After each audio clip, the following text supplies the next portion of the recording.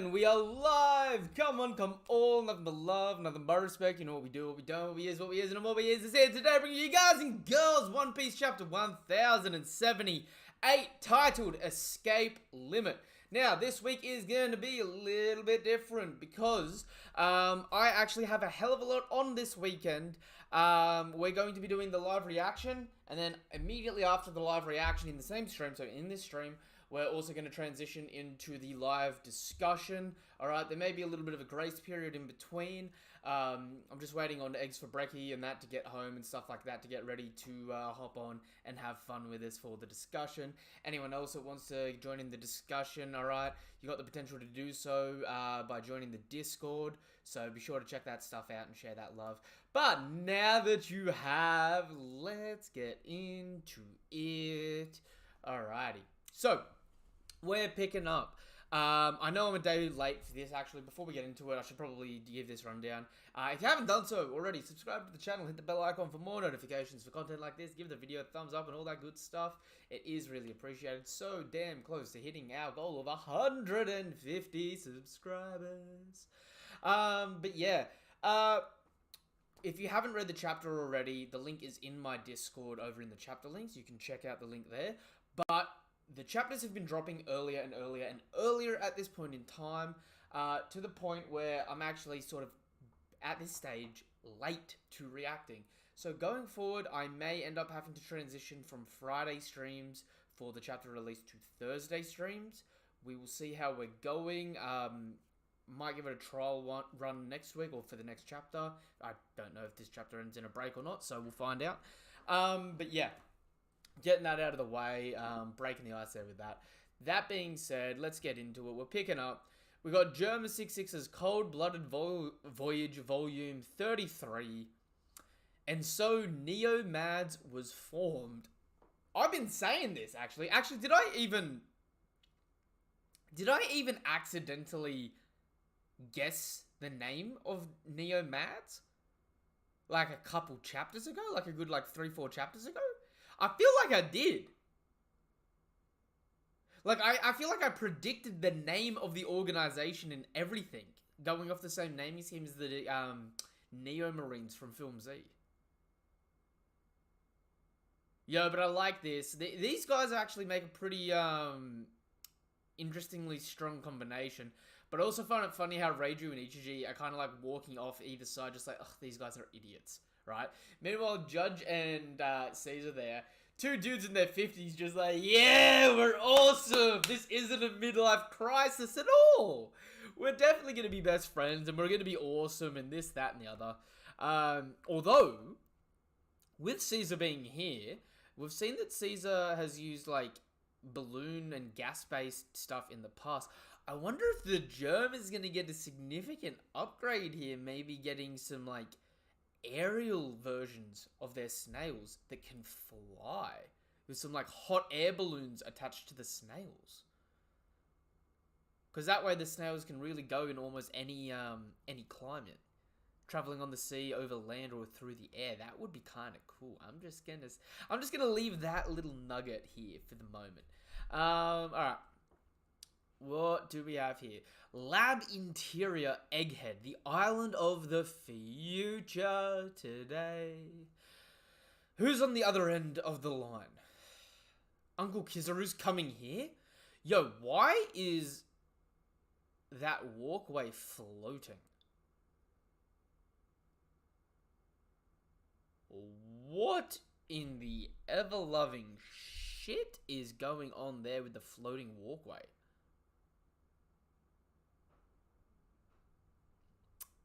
I am actually genuinely a little bit confused by that.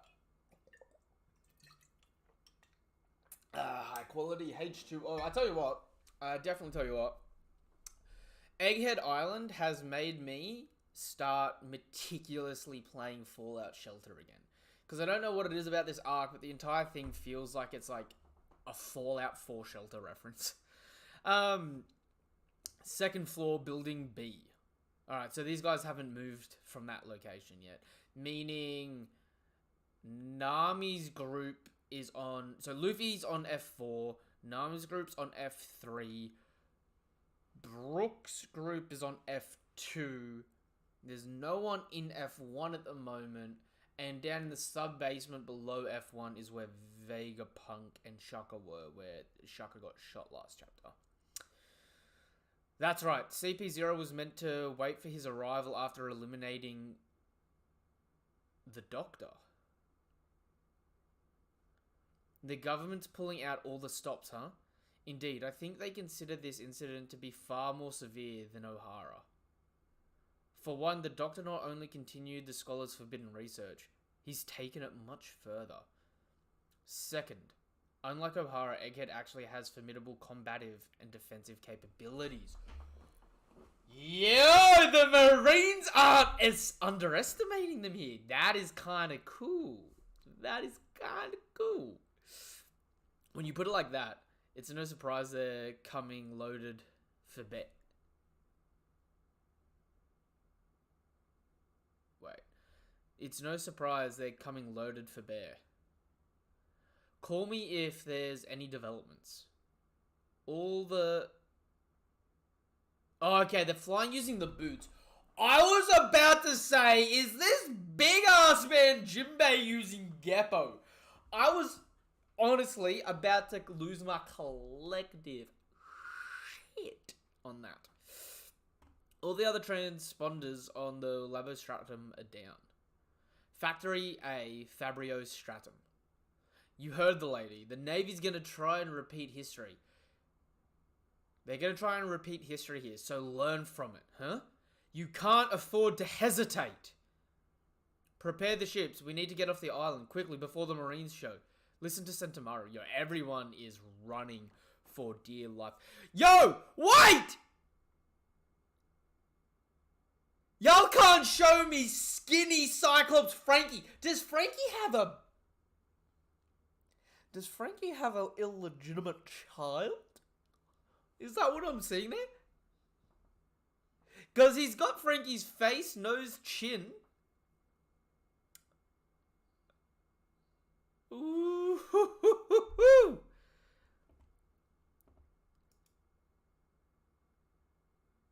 Yo, all these scientists have really, like, unique designs in that. The one there that's face is in the silhouette that's got the round head, I would really love if that's actually, like, Pythagoras or someone trying to escape undercover at this point. Third floor, lab, building C. Usopp!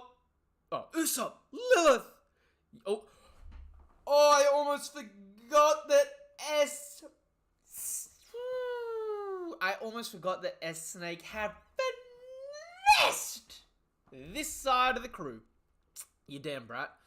Even if my right side's frozen solid, my left can still pack a punch. If you repent, I'll let you off easy. Clatter, huh? Uh-oh.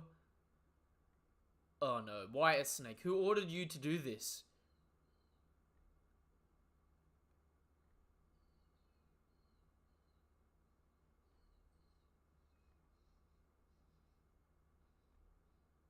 What? No. What? Who ordered you to do this? She stomps on S-Snake. Crush. Pythagoras! And then there's a massive explosion.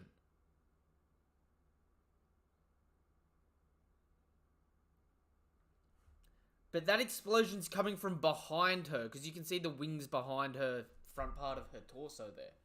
So this is happening behind her. So Frankie, Lilith, and Usopp and Pythagoras. Oh no, because she turns to Pythagoras. Because you see Frankie's still like semi-okay, but like he's barely covering himself with his left hand. And that explosion's big. That explosion may be directed at Frankie and co. Like they may be in the epicenter of that. Or they may be on the other side of S-Boa. Wait, I said wait. Second floor building A.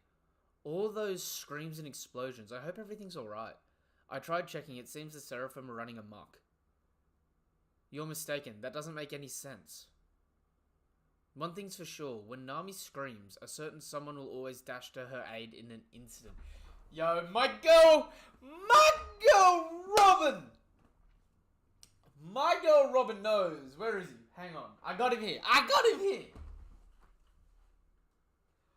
My girl Robin knows, right, that if you're part of the Straw Hat crew, and you've got a little bit of a feminine vocals, if you've got some feminine vocals to you, there is one man that you can rely on to come out of nowhere and save your ass.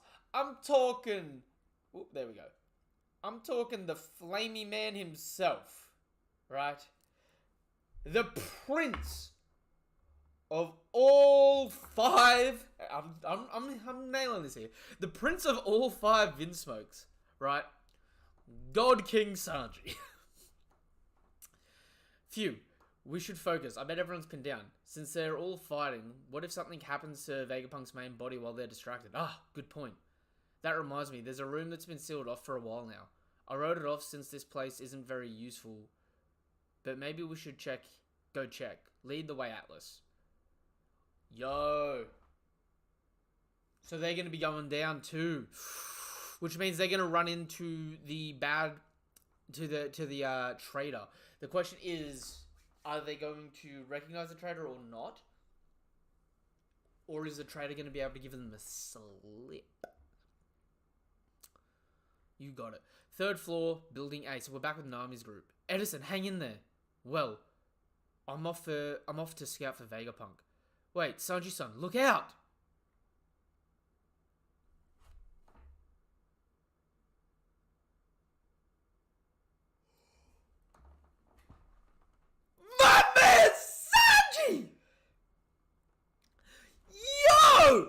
My boy Sanji out here taking a potentially Lunarian Fishman karate punch to the f***ing face! Don't act so surprised. This is the undying power of love, right? He got a little bit of... His sig didn't even break. Man's eating Seraphim punches from the best Seraphim brawler to the face. And we see those air clouds around it. That's normally indicative of Fishman karate. Because I recently went through and watched like a heap of stuff about Fishman. Like, went through and did a heap of research for stuff about Fishman karate for some videos on TikTok. My man ate potentially... Oh, this is so juicy. Yo, how durable is Sanji right now? Sanji is daddy. If Nami won't choose him, I'll have him. You ain't wrong. You ain't wrong, Glitter. Oh, look at this man. Oh, you know what I've only just now realized? Jinbei has the same eyebrows as Sanji, just thicker. Think about that. Jinbei's got them curly eyebrows too. Those thick, meaty, blonde eyebrows. 4th floor, building A. Those damn flames. Why aren't there... Oh, wait. I can't see any flames on this Jinbei either, so he's in his speed mode for his attack. Which again could heavily imply that he's potentially using his devil fruit here for this attack. Ooh la la. Those damn flames. Why haven't their backs gone out? Huh? Forget that. Where the heck did the Hawkeye looking guy go? He must have ran...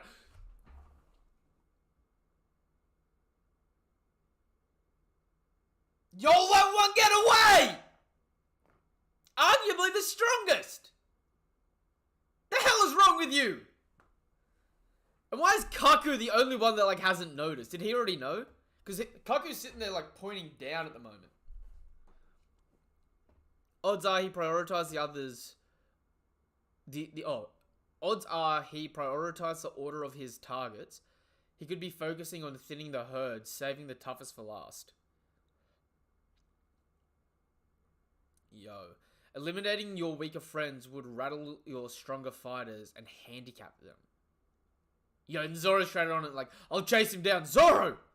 Quick, go and help him, Usopp, before he gets lost! Man, what a bother. Wait, slow down, Roanoa!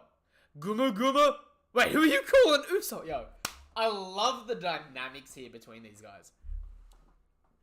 This is actually wonderful. Yo, and you got a... Ooh, we got a whole Gatling here. I'll blast that far away. Oh, I don't think it works like that, Luffy. Use your pathetic brain, Straw Hat. It doesn't matter how many times you try hitting it. That won't work.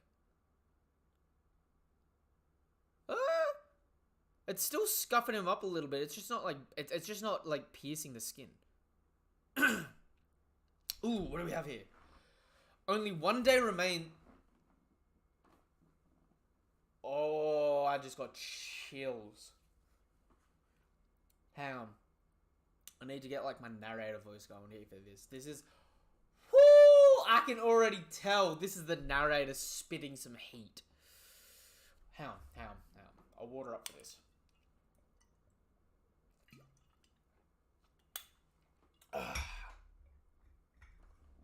Wealth, fame, power.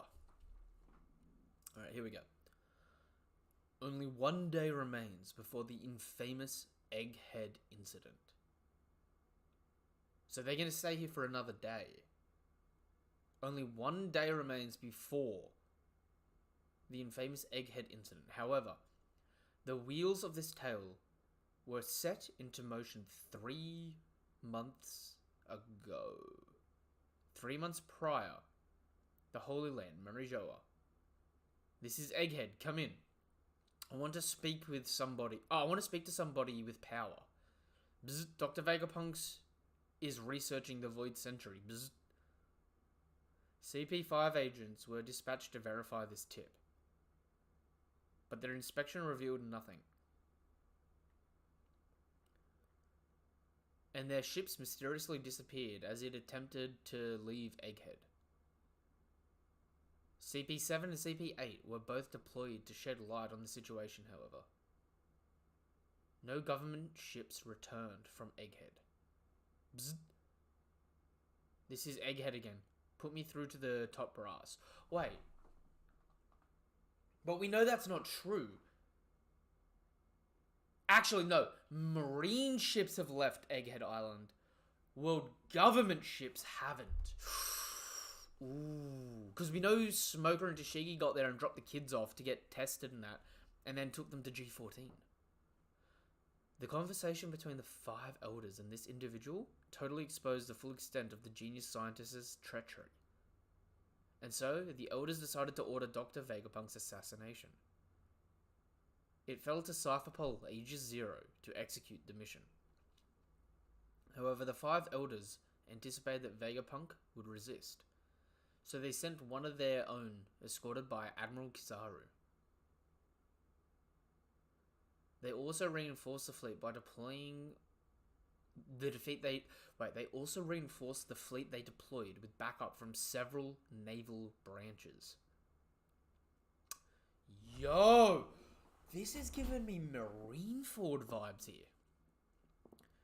Their caution level was raised to total war imminent. Yo, is that Dole? Or is that another Vice Admiral?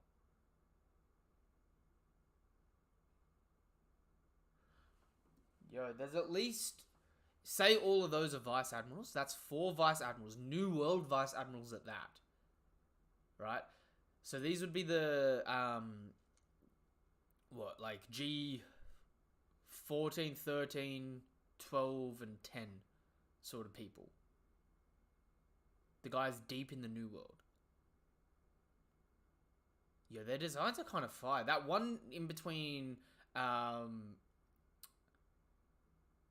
the long-bearded dude with the white strip in his hair, which, by the way, you know, like, that stress line of hair kind of looks cool. I like the biker getup. It reminds me of that one guy from Water 7, right? But the dude in between him and who I'm pretty sure is Dole, that Homer Simpson-looking Vice Admiral looks kind of mean in like a hefty way. Like, look at the quadruple one, two, three, four.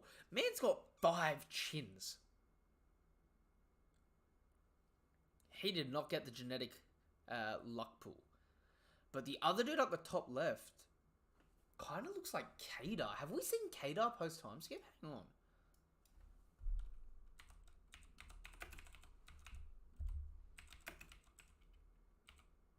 Vice Admiral Kadar.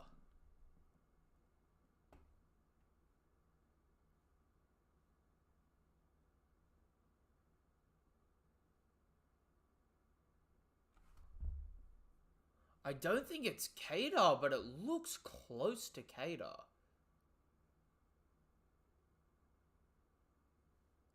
Like, really close. Like, Kadar had normal glasses, but this dude's got some, like, fancier, sharper looking glasses now. But that just could be a post-time skip level up. This dude also looks like he has lipstick, or at least has thicker lips. Whereas Kadar had, like, the, you know, the very spherical lips. But I'm like, I wonder if this is Kadar or Kadar's relative.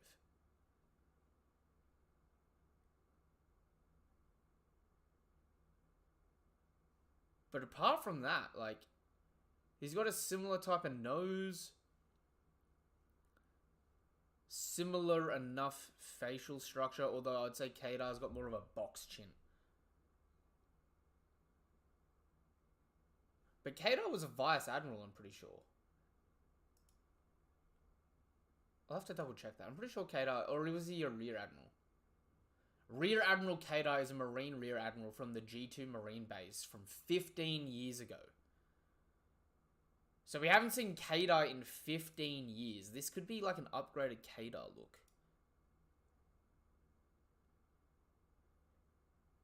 But this is, they're definitely bringing in like a heavier sort of situation here. But yo, wait. Their caution was raised to total war imminent. They're bringing 100 ships.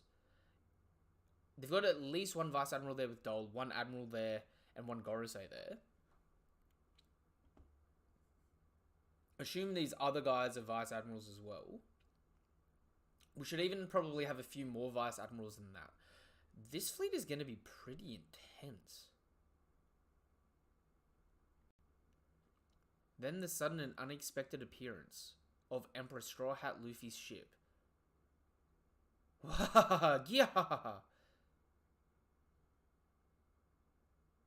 Left the government forces feeling more than a little disquieted by this complication. Did you say Straw Hat? Yo. It's him again. So these were the people that were coming even before Luffy got there. Or were meant to be going before Luffy got there. Him again. In any case, this chain of events is going to accumulate tomorrow, and the outcome will shock the world.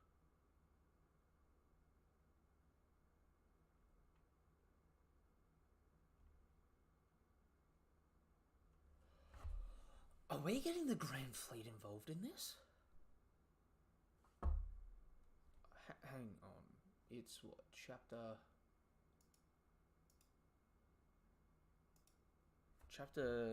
900. Yo, what is... This shit is getting actually, like, nerve-wracking to me. Yo, it is wild. Genuinely wild. The Dressrosa started almost 400 chapters ago. That makes me feel so odd. For so many reasons.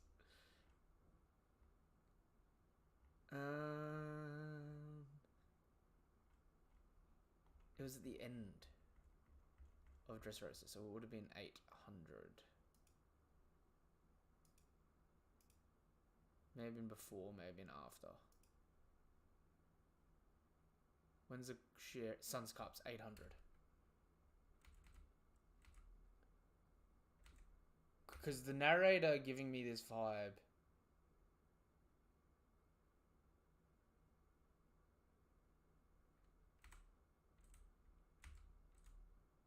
is through the very odd practice of Sun's cups and forces unexpected and out of their control, 7 odd and mighty warriors labeled themselves the followers of Straw Hat Luffy. After this moment, they will each grow in power until they eventually cause a great incident of historic proportions. Until they eventually cause a great incident of historic proportions. But for the moment, that is a story no one yet knows about. Yo, come back. Come back and listen to this again. Only one day remains before the infamous Egghead incident. However, the wheels of this tale were set into motion 3 months ago. 3 months ago in the Holy Land of Marijoa, CP5 agents were dispatched to verify this tip. But their inspections revealed nothing. And their ship mysteriously disappeared as it attempted to leave Egghead. CP7 and CP8 were both deployed to shed light on the situation. However, no government ships returned from Egghead. This is Egghead, again. Oh, sorry, no, that's...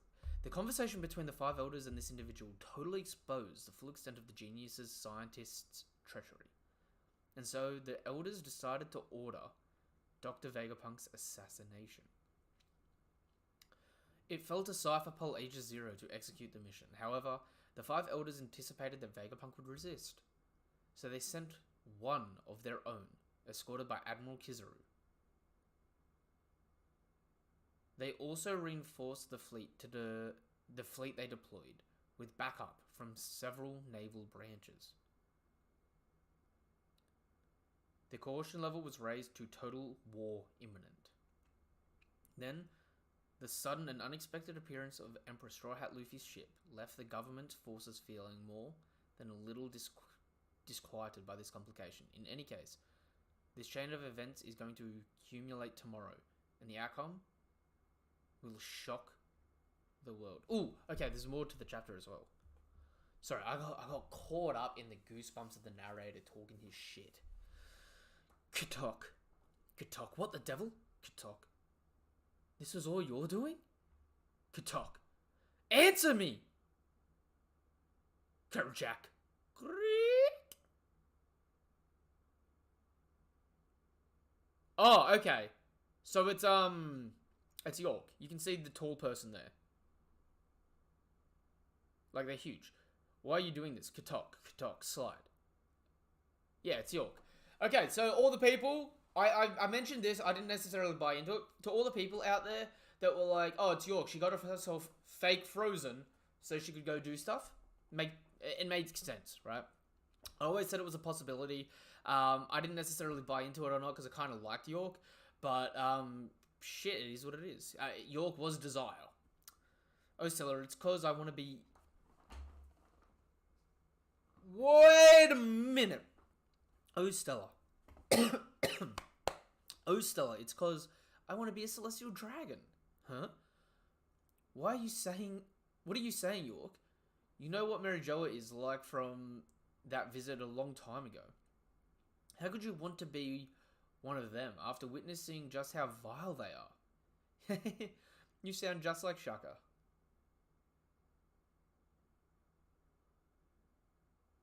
Yo. Well, not so much now, he's dead. It's hard to keep track of all of us Vegapunks, right? Honestly, the world really doesn't need more than one of us. The embodiment of unfettered desire leaves the shadow.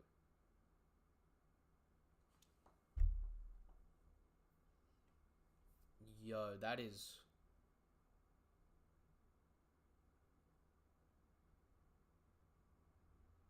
I'm, like, I like, it's not as big of a twist as it should be, but I'm still left reeling from it. Yeah, and Oda is doing a lot of, like, panty shots this chapter too. Right. That is actually wild to me. Hang on a second. I'm going to go see if Eggs is ready or almost ready at this point.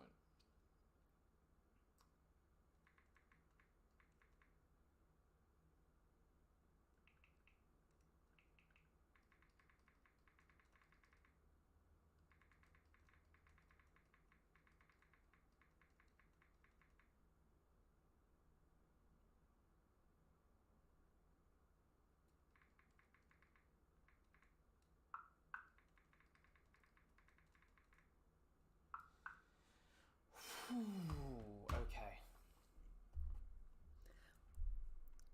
I feel like this would have been a better... Like, I probably would have been a lot more shocked if I didn't see York's big ass bum hanging out on this panel here. Where I could see what was happening first. Yo. Predictions. Okay, predictions, Glitter. Shit.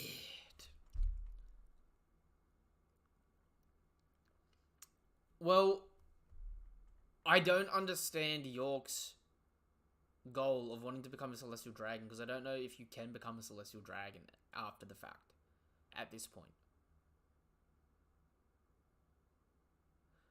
Like, I get she just wants to be she's Desire. She just wants to eat, sleep, rave, repeat sort of thing. So she could do that as a Celestial Dragon. She'd be a genius, so she'd be a huge asset to them. And if they bring her into the circle of being a Celestial Dragon, they kind of have better control over her, right? And because she's Desire, she's like also partly the negative aspects of Vegapunk as well, right? So she's definitely got her own vibe going.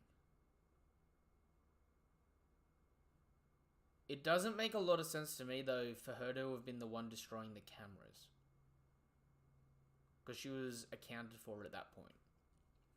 So that must have been one of the Seraphim. As for this incident,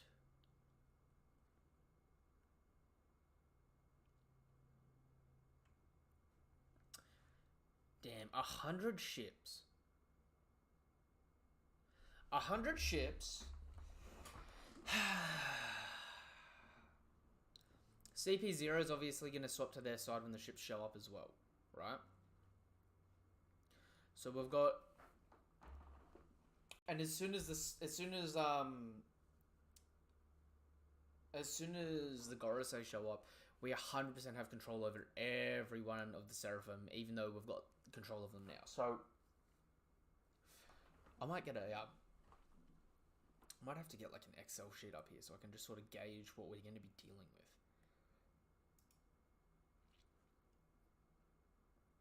Hang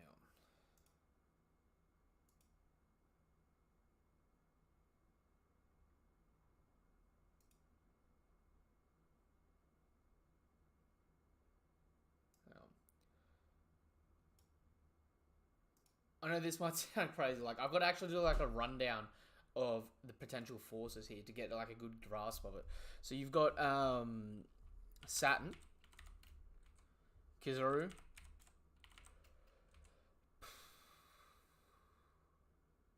call it Lucci, Kaku. We've seen 4 Seraphim, so S-Hawk, S-Bear, S-Shark, S-Snake. Right. Then we've got 4 Vice Admirals at least. So, Dole, Vice Admiral, Vice Admiral, Vice Admiral. 100 ships.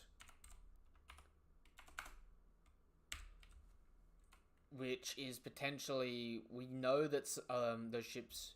We know that world government ships and marine ships have anything from 100 to 1,000 people. Right? So this could be literally anything from 10,000 people to 100,000 people. Right? Of various levels here. Against just the Straw Hats and... Against the Straw Hats. Alright, I'll break the Straw Hats up, actually. So, we've got Luffy.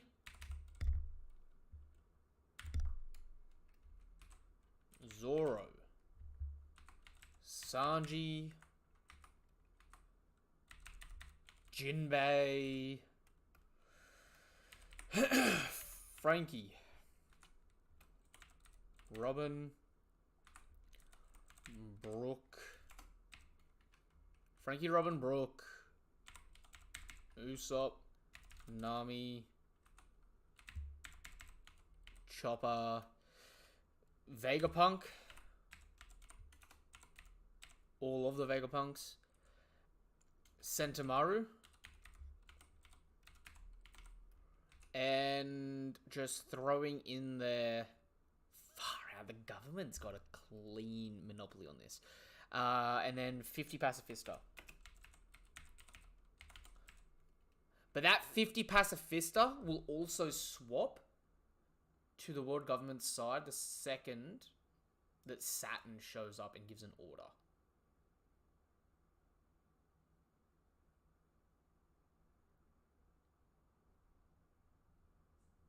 If that happens...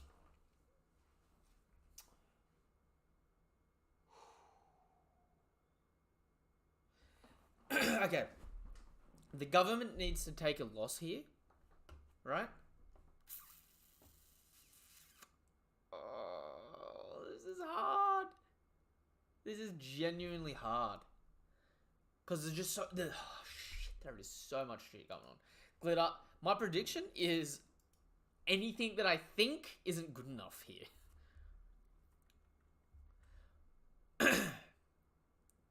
Because also... Hang on, how... Oh, I'm onto something else here too. The post time skip's only been about 3 months.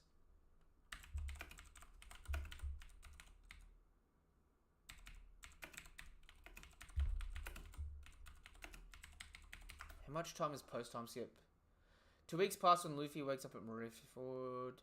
So about 2 months passed since they left the Royal Bark and Luffy decides to train for 2 years. Post time skip. It's only been 3 days. They reach Fishman. How long has the post time skip in One Piece?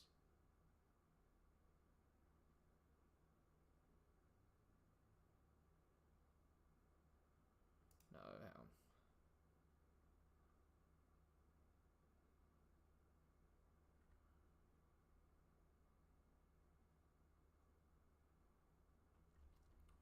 Because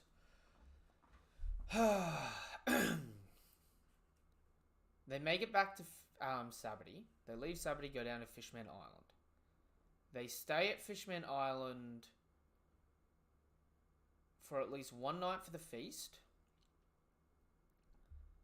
And arguably... Okay, we'll extend it out there.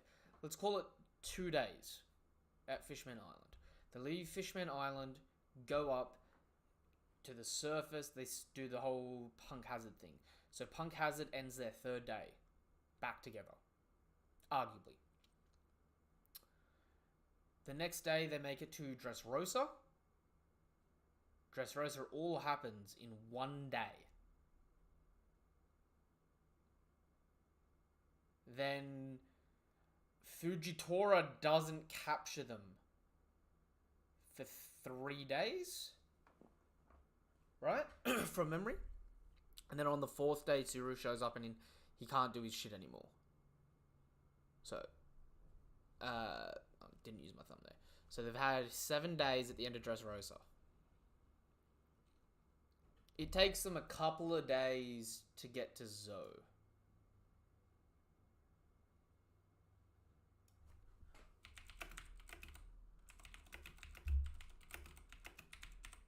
Bear with me here, guys, because I'm cooking something.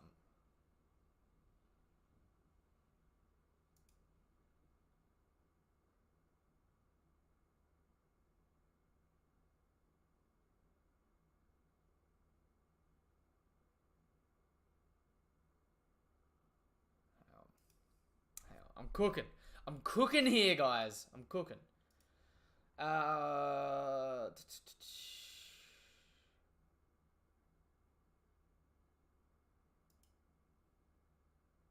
Okay, for reference, the time between the Straw Hats reunited and Luffy leaves Zoe is about 15 days. There are several days used in between Zoe and Whole Cake Island, and Whole Cake lasts 5 days. Some number of days pass between Whole Cake and the start of Levelly, which in the first day of Wano, we've been on Wano for 14 days. So, 15 days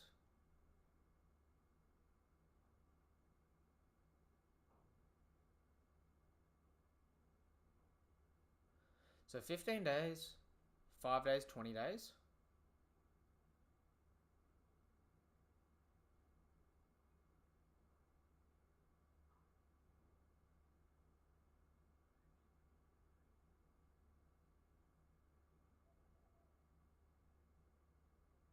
So they've spent 15 days plus another 14 days to the end of Wano. Right? So that's one whole month there, plus indiscriminate travel time in between them. Right? We also know Frankie made it back to the island before any of the other Straw Hats because he was going to organize getting the ship code and stuff like that as well. Right? So when they say 3 months ago,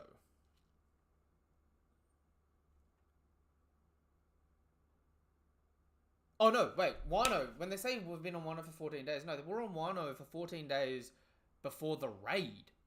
So yeah, a month there, and a month and a half since then, plus a few indiscriminate bits of time. So we've been in the New World for about 2 months now in time, right? So we've been in the New World for about 2 months. Say Frankie got to Sabadee almost a month before, right? That could also mean that when they say here, however, the wheels of this tale were set into motion 3 months ago, right? This stuff with York talking to the Gorosei here could also tie in somehow to 3 months ago Kuma meeting Frankie and leaving the Thousand Sunny, and what Kuma's doing now in Marijua could have something to do with this Egghead Island incident as well. This actually could be some form of pincer attack. Hang on. Where's my air conditioning gone? Can't find my air conditioning remote. That's alright. This also could have something to do with the likes of Kuma here. Because we also know at the moment Kuma's climbing up the red line.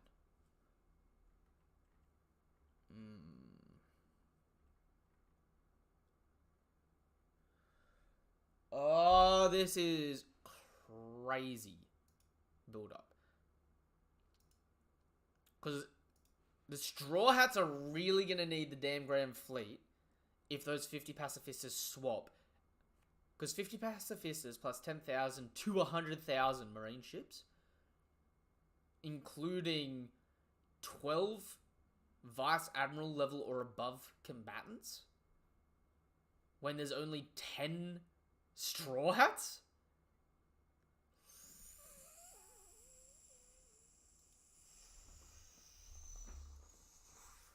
Ooh, and we're close to Elbaf, which we know Hajrudin.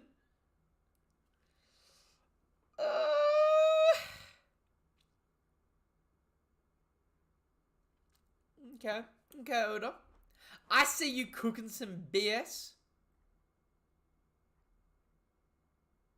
Oh, yo, wait, hang on. I gotta go to the beginning of this chapter. There was so much in this chapter. Yeah, I forgot about the Judge and Caesar team up. Imagine if they come as well, because they're planning to take down Vegapunk and steal his research.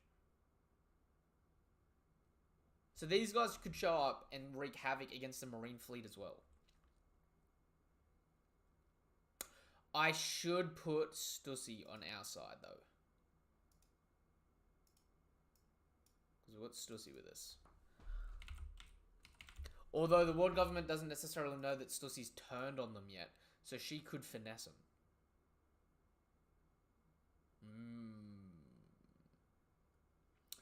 That could cause some trouble. But we've also got the whole... Whoa, there's so much shit going on here right now. Good damn. Oh, okay, hang on. So these guys are moving from B2 over to F2. Damn it. Right? Sentamaru's not even up the top yet. He's down the bottom.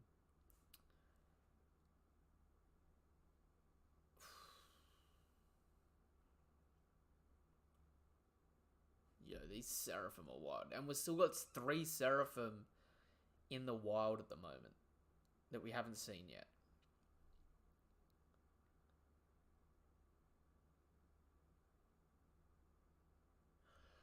Brook should be able to hurt the Seraphim by freezing them from the inside out, partially.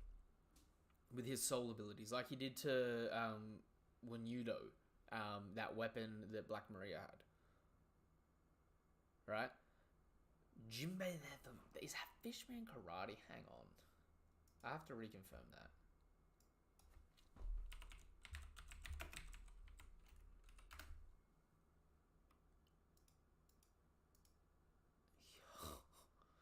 Fishman Karate manga. Because I swear we get those cloud effects when Fishman Karate's being used.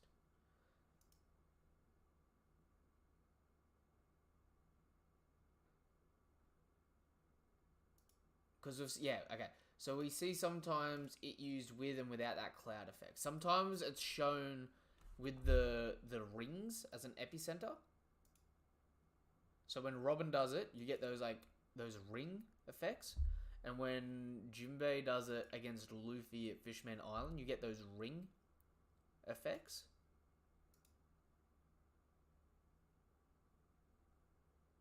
But there are times where it doesn't have the ring effect and it's just got like a cloud explosion. So it depends on the attack.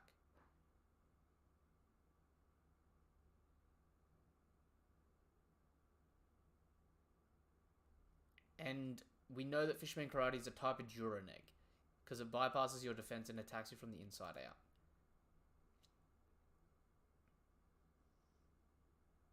Damn.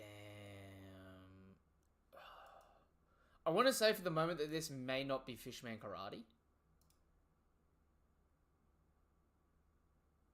Because it's sort of like the Fishman Karate being shown here is more on the level of like Karubi.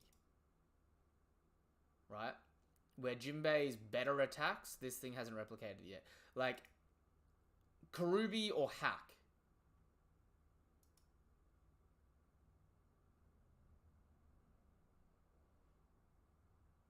Although this might also just be like an impact cloud from them clashing. Ooh, hang on a second. Hang on a second. Hang on a second.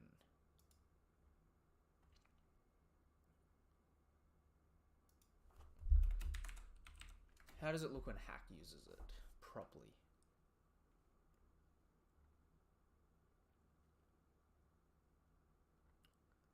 Man, One Piece is so long. When does Hack fight? It's in the Colosseum.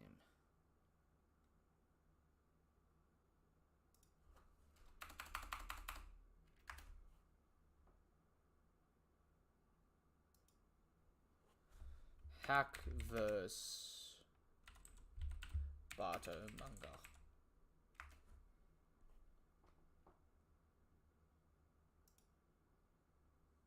Oh no, Bato, not Naruto. Silly autocorrect.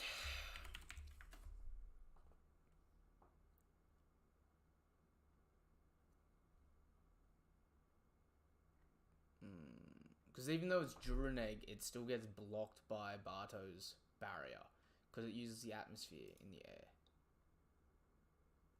But where is Hack actually throwing this punch? I need to see that. I don't think it's Fishman Karate because a lot of the time advanced Fishman Karate is being shown with these rings. Like these epicenter ring attacks. Although, yeah. Although that's also from like more mastered and distinguished users. Like Jinbei, Robin, and Haughty Jones are shown with these rings. Jinbei pre-time skip is sometimes shown with or without them. I can't find this section for Hack. Hang on.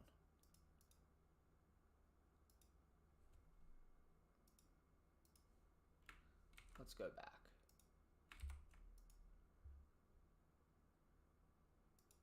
Yo, Ged, good to see you, my dude. How are you? full chapter list. Okay, when does Hack fight? Hack fighting Barto, I want to say, is like... Oh, it happens before Luffy fights, so it's probably like 700 and...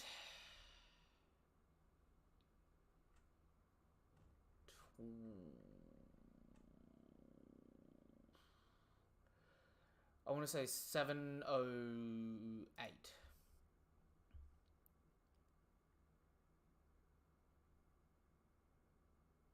How close am I to this here? I nailed this shit again! 708 on the money! Page 1415. We get to see some of Hack using Fishman Karate. So he does his 4,000 brick fist, and it does the cloud stuff as it, like, makes contact. And he, like, busts up his arm. Because he hits the barrier instead. So when Hack's doing it, who's a Fishman Karate user, but is also a 100th degree black belt in Fishman Jiu-Jitsu, right? When he uses it, he doesn't get the ring effects. So I would say because Seraphim Jinbei or S Shark is so young, he hasn't got the like high tier betrayal yet for his Fishman Karate. So it's shown more like Hacks, right? But you still get that like watery cloud effect that's separate to the explosive impact, which would imply that this is a type of Fishman Karate here. It's just not as distinguished as like an older Jinbeis at this point in time. Yo, that's wild. Hang on. I'll see if Eggs is any closer to hopping on yet.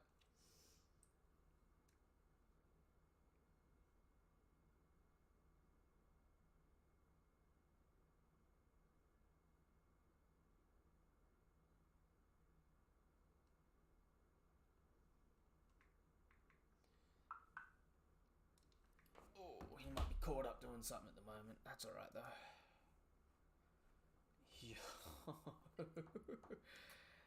That is wild though. Because Seraphim, like the Seraphim's attacks should be arguably as potent as their durability. Potentially. Oh, Eggs is in. Hello, my dude. Sorry to bother you. You good? You good? Alright, he's in, but he's not talking yet. That's all good. Yo, alright. Still alive at the moment. You ready? Alright, say hello, Eggs! Hello, Eggs. Wonderful. Yo, what the hell? This chapter was wild. Yeah. Like, so much happened for so many different reasons. I'll go back to the beginning of the chapter. Do we want to just work our way from the top like normal? Yep, let's do it. Right. Okay, so did I feel like I called verbatim the name of the Neo Marines a couple weeks ago. Sorry, not the Neo Marines, the Neo Mads. The Neo, yeah. Like, did I not say that they were gonna like reform Mads and call it like Neo Mads or some shit? Not sure, I don't remember. Cause I like, maybe I'm just gassing myself up. I don't know, but I swear I said that. And I still reckon they're gonna go pick up Queen, because I think Queen's the one other member that they need to get. Yeah, I agree. Which, do you know what actually may be really interesting in hindsight? Do you know what would be a really cool thing for this cover story to tie into the main story without us realizing? What? If they pick up Queen and say it lasts for, I know this might sound crazy, say it lasts for 60 volumes of this cover story. So we're halfway through this cover story now. Okay. Do you know what could actually make this wild? Who was the president freeloader of Mads? Oh yeah, Bucking. What's happened with Buchan and Weevil? I mean, we don't know what's going on with Bucking now, right? Because Bucking didn't get captured with Weevil. Well, Buchan's trying to recruit people to go save Weevil, right? And Mark is kind of like, Yeah. yeah, nah, not me, mum. Right? Uh huh. If Neomads picks up Queen, they've got three like medium high tier people that you could argue would have been no different to like pre-time skip, Croc, Jimbei, and Ivankov levels of reputation, right? Mm-hmm. Trying to break into Impel Down at the behest of Buchan to get Weevil out. But they would have a far easier time because Caesar can neutralize all poison, and Reiju loves the taste of poison and it makes her stronger, right? Uh huh. So Magellan's useless.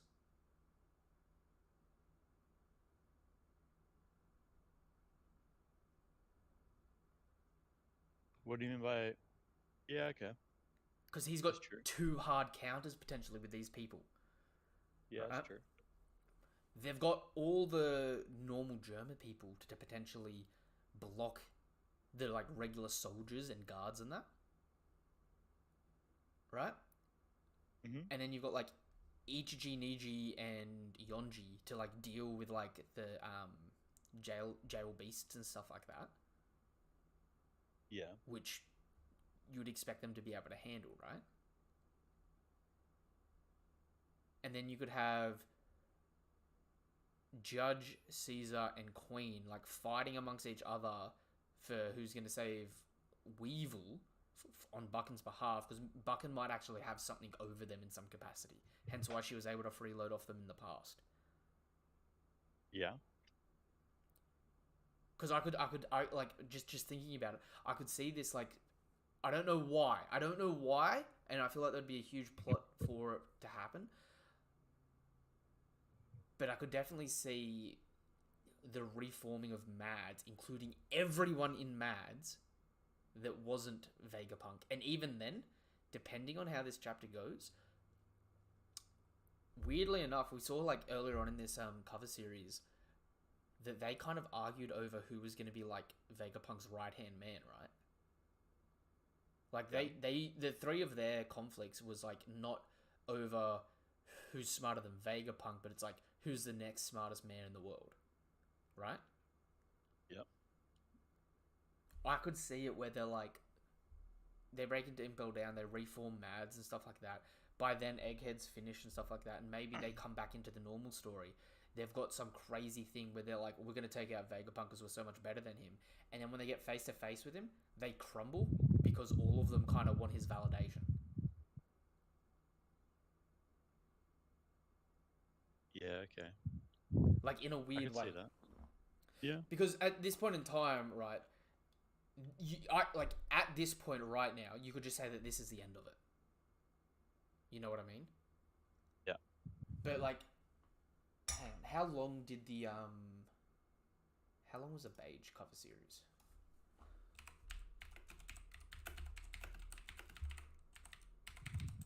And the Grand Fleet cover series.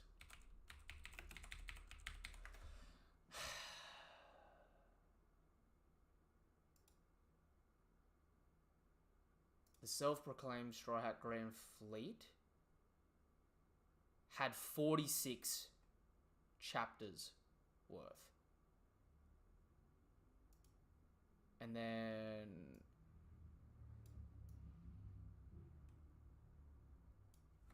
how long was the Beige one? Gang Beiges owe my family. So Beiges was 37 and the Straw Hat one was 46. We're at 33 now. So I could see the next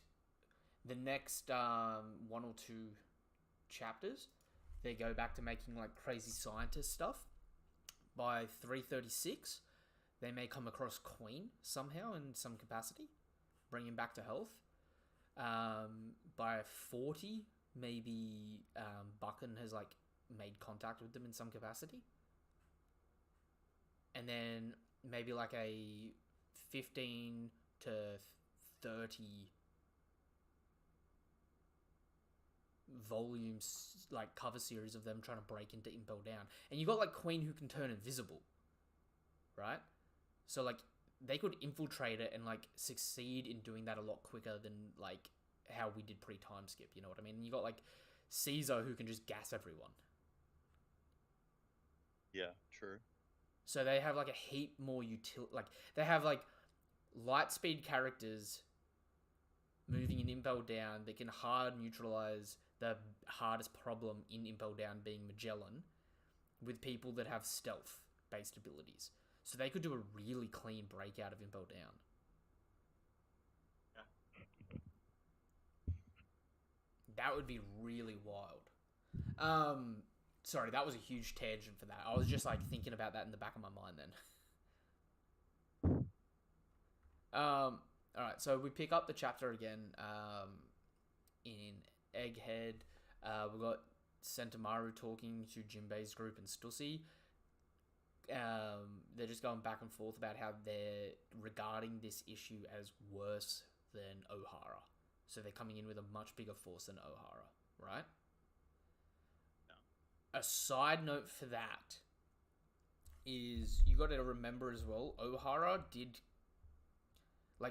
Ohara was a buster call, obviously, so it's like 5 vice admirals.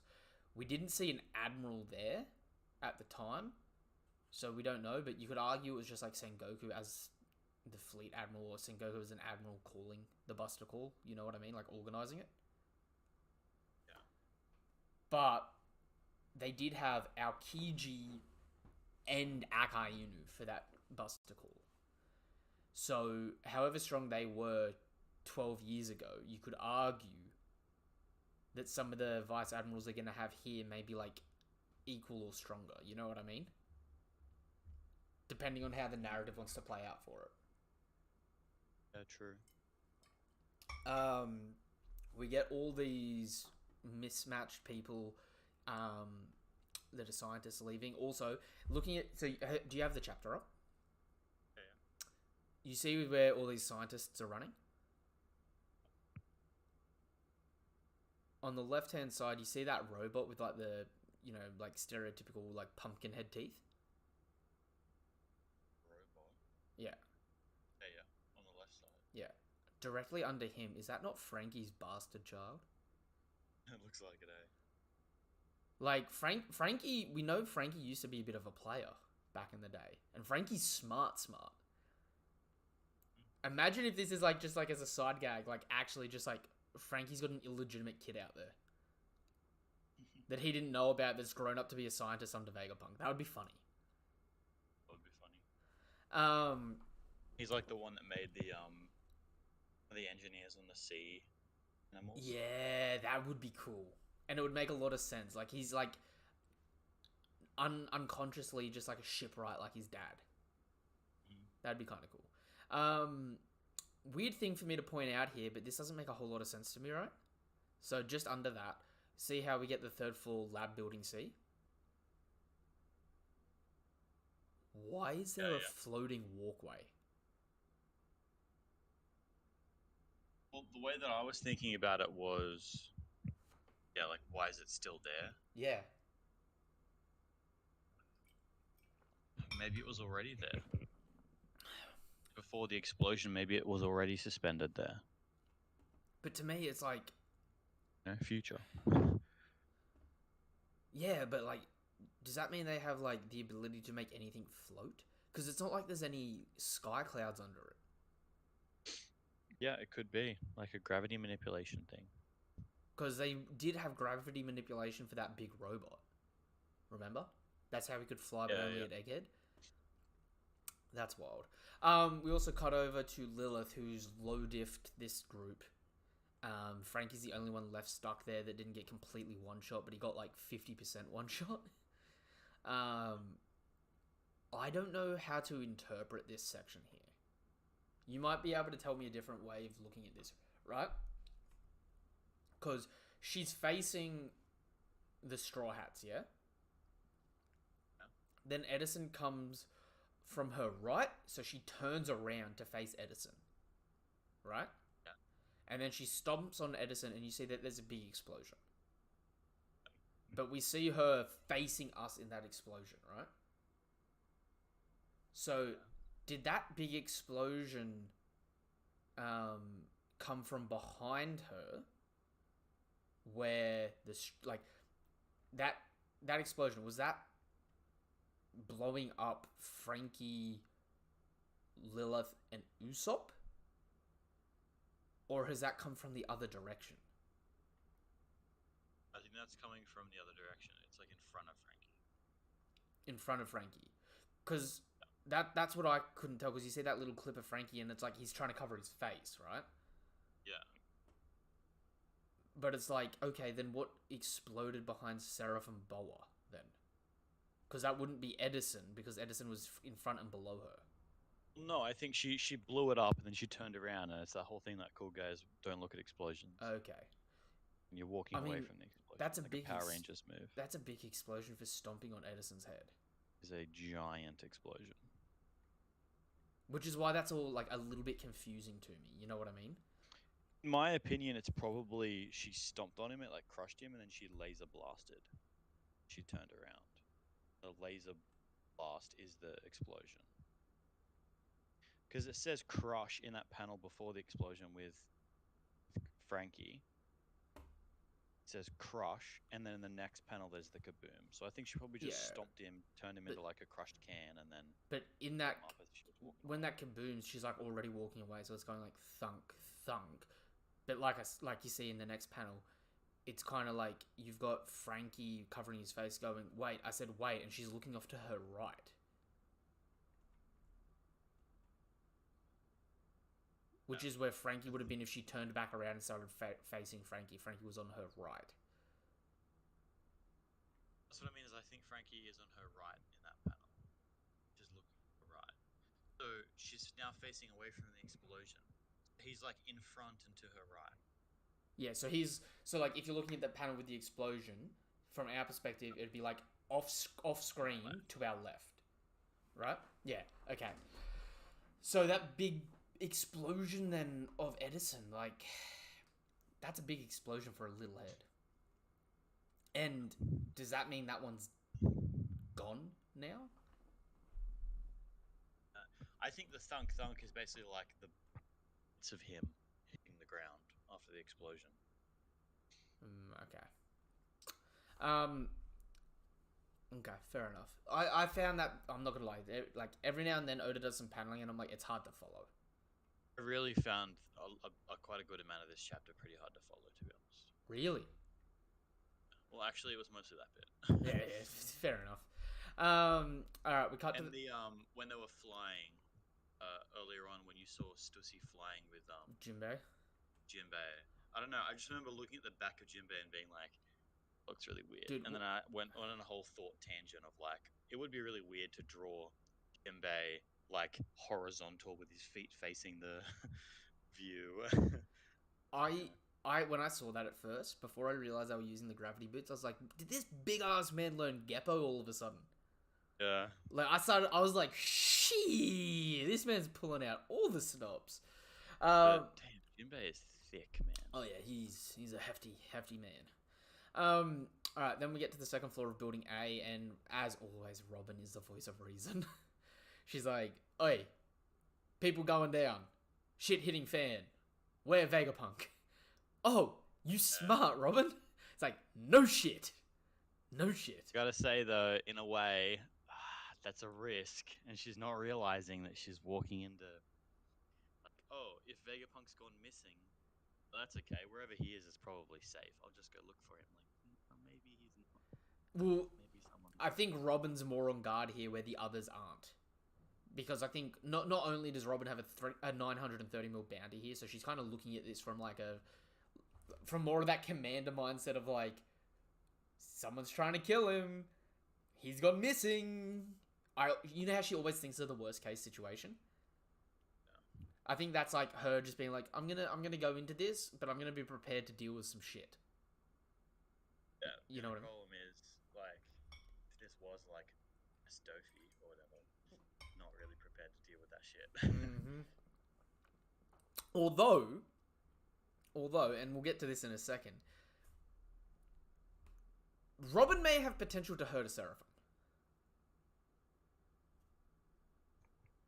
I Potentially. don't know, man.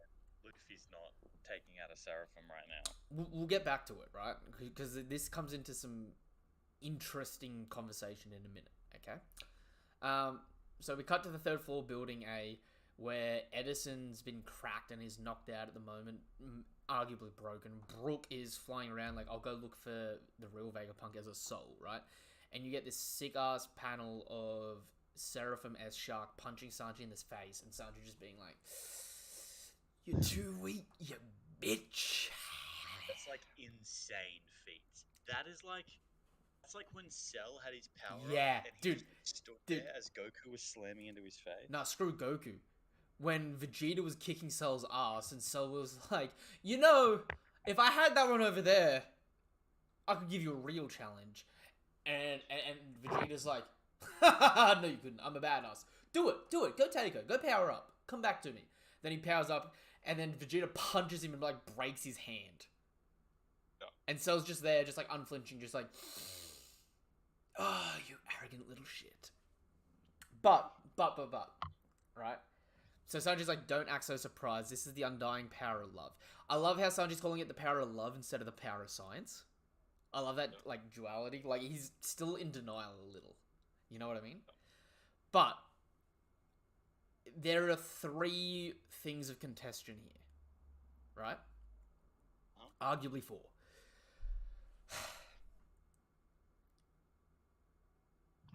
Sanji's lineage factor manipulation, as far as we understand, is based on the Lunarians. Yeah? Correct. Wait. Actually, wait. Based on the Lunarians. Yes. In what sense? It's based on the lineage factor. But that lineage factor was manipulating his lineage factor with Lunarian DNA. That's what Queen thought back in Wano, remember? That's what was implied. Yeah, I think you can assume that there's probably some Lunarian DNA in there, yeah, for sure. Which would mean his Especially because he's like fire related. Which would mean his defense here, after having had his awakening of DNA against Queen, because we haven't actually seen Sanji take attacks since then. Right? True. So is Sanji now as durable as a Lunarian? With their flames on. No idea. Right? Because, like, there's a few problems here to break this down, right? So first things first, right? If you say Sanji's not as durable as a Lunarian, that's fine. But a Lunarian attacking someone, their attack should be no difference to their defense. You know what I mean? No, what do you mean? Well, okay. We never had King really, like, boxing with Zoro, right? And anytime King almost hit Zoro in any, like, striking capacity, he either massively physically overpowered him or Zoro blocked using armament haki, right? But if you got 2 Seraphim without using their devil fruits and you got them punching each other, could they hurt each other with their punches? Since they're the same race. I don't necessarily think so, no. Okay, because I don't feel either way about that yet, but that will be a huge thing, I think, at the moment in determining how people scale the Seraphim and Sanji here, right? Well, I mean, the first thing that I thought of when I saw Sanji take this punch was that's an insane durability feat. But in order to argue him being like at that level, we also need to see an attack feat from him. Well, we saw the attack feat last chapter where he winded Jinbei, like the Seraphim Yes. S-Shark. Yes, but Jinbei is currently back and he's like looking pretty clean, you know. True, but To be fair, Zoro and Luffy aren't really doing any damage to these things either while they have their flames on. But at least Sanji was doing seemingly more against it than they have been so far. I don't know. I think it's about the same. Yeah. They've all kind of done nothing. Well, I mean, Zoro and Luffy have landed off-guard attacks on these Seraphim, and all they've done is knock them back. They haven't injured them, right? Whereas you could... All Sanji's done is landed off attack as well. Yes, but Sanji did seemingly injure him. Like, whited out his eyes, had him, like, semi-winded for a bit.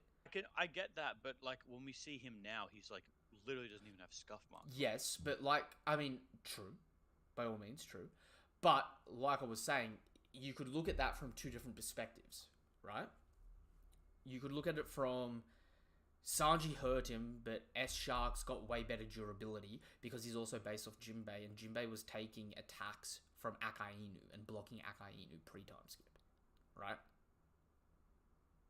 So, like, out of all the people to have better durability and stuff like that, the Jinbei one, it should be like... The Jinbei Seraphim should be the best durable-based Seraphim. Just like the... Mihawk one should be the best skill-based Seraphim. You know what I mean? Yeah. So, you could look at this in one of two ways, right? Well, two or three ways, right? If you look at it and you just like, say matter of a fact that Sanji has Lunarian level durability right now, right? He's got, his exoskeleton is that of a Lunarian's. He just doesn't have the skin and flame mechanic, right? So it'd be really interesting, by the way, if we learn that his flames do come from Lunarian DNA. Yeah. And even possibly when he turns his flames on, he becomes even more durable while his leg's on fire. Well, you could argue the opposite for him. Right? Because, okay, first things first. We know when he uses his fire, in the past, we didn't really know about this, but the mechanic was apparently that he couldn't go too hot because his flames would hurt himself, right? Yeah. And then the whole thing with Ifrit Janbei is his exoskeleton came through, and with his exoskeleton and armament haki, he could do Ifrit Janbei because it wouldn't hurt him. Yeah? Yeah, at least he could maintain it for a little while. But with Sanji, we know every time he activates his flame, he gets faster, which is the opposite of the Seraphim. They activate their flame, they get slower. He activates his flame, he gets faster. So you could look at Sanji and say, arguably, he got to cherry pick the best parts of the Lunarians, where in the perfect world where all of his stats came through, right? He has the Lunarian defense and the Lunarian speed at all times, whenever he activates his flame, right? Whereas they've got to pick and choose. So you could look at this sort of in the sense that it's like last chapter and this chapter, Sanji got an attack off on Jinbei got an attack off on Sanji, right? Sanji does look better here, but Sanji's also a way more competent fighter than a kid, way more experienced, and has the potential to use haki and stuff like that, right? Yeah. But you could look at it in the sense of, if this is two Lunarian level durabilities, their attacks should be the same level of attack as a Lunarian. In terms of like physical punching and stuff like that. Like their durability is the same punching as it is not. So their striking force may not get stronger and stuff like that, but you're not hurting them when they punch. You know what I mean? Yeah, okay. It's like two people with like an ultimate shield punching each other. They're not doing any damage to each other, but they get good hits off on each other that look like they do damage. You know what I mean? Yeah. You could look at it like that. Which, in this case, this is just like a dead equal back and forth between Sanji and S-Shark, between last chapter and this chapter, yeah? Yeah. Alternatively, you can view this chapter here as this is S-Shark using a weaker version, because he's a kid, a weaker version of Fishman Karate, which is Juraneg, and Sanji's able to tank it. Where when Sanji hit him off guard last chapter, he was able to wind him. Which could imply that Sanji, having the Lunarian DNA, Plus, we know when he's like using his attacks and that with his Diablo Jambe and stuff like that, he uses Haki. We just don't see it because of the fire. Yeah? So you could argue that Sanji is stronger and a little bit more durable than the Seraphim here. That's another way to interpret it. Right? I can see that. The problem is we don't have a definitive answer, and we probably won't until this sort of gets like hairs split a bit more. But the question here I want to bring up for the minute is, in your opinion, do you reckon this is Fishman Karate that the S Shark is doing? Because we know we know Fishman Karate is Duraneg. It bypasses the durability. So. You don't think it is? Just because we don't have enough, like, it just like it could be, but it just looks too much just like a normal impact. See, I'm not sold if it is or isn't, right? But that's what I mean. I just think there's not enough to say that it is. I was looking back at past Fishman Karate attacks, right? So, chapter 708, page 1415 is when Hack punches Bartolomeo's barrier using Fishman Karate, right? Yeah. You get the exact same sort of impact in the middle and the same sort of cloud effect around the outside. So see how like you got the impact where the punch is, but then around it you got that cloud ring effect? Yep. So Hack's level of Fisherman Karate is shown like that. Whereas Jinbei's stronger attacks, not all of his attacks are split into some are like this, some aren't. But Jinbei's arguably stronger attacks and Haughty Jones's stronger attacks and Robin's attacks are shown with just like multiple rings, like multiple black rings to show that they're using Fishman Karate. So I could see an argument that this is Fishman Karate, but if it is, it's a really weaker version. Like it's not a mastered version like real Jinbei can use. You know what I mean? Yeah. But if that's the case, Sanji's taking Duraneg attacks to the head and just like literally walking them off at this point. Which would be a big, like an arguably big buff to his regenerative capabilities. You know what I mean? The other thing to look at is if Sanji actually is as durable as a Lunarian, there's a potential argument in the short term right now, because we've never seen anyone use Advanced Conquerors against a Lunarian with their defense activated, right? Right. There's a short-term argument that Sanji would be stronger than Zoro.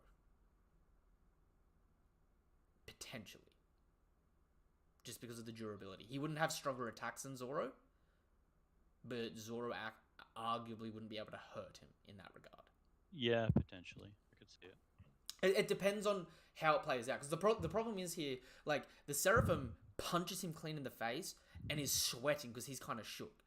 And that's kind of like how S-Hawk was sweating when Zoro started using some, like, fancy Haki attacks. You know what I mean? Yeah. So it's, like, portrayed in the same way. But the difference is, like, Zoro got clean attacks out on S-Shark.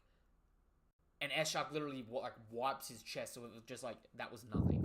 Whereas, like, last chapter, when Sanji hit the Jinbei is, like, reeling. Like, what the shit just hit me in the gut? You know what I mean? And, like, we know that Sanji's Diablo Jambe and Ifrit Jambe attacks are a lesser form of, but they're a type of Duraneg that use flame and heat to, like, burn stuff from the inside out. So, that I'm going to move past it, but there's, like, a lot of stuff that can... Like, there's a lot of different avenues that can be taken from this, and I got a feeling, like, a lot of people are going to take this little 3-panel splint here and, like, run with it like crazy. You know what I mean? But, yeah.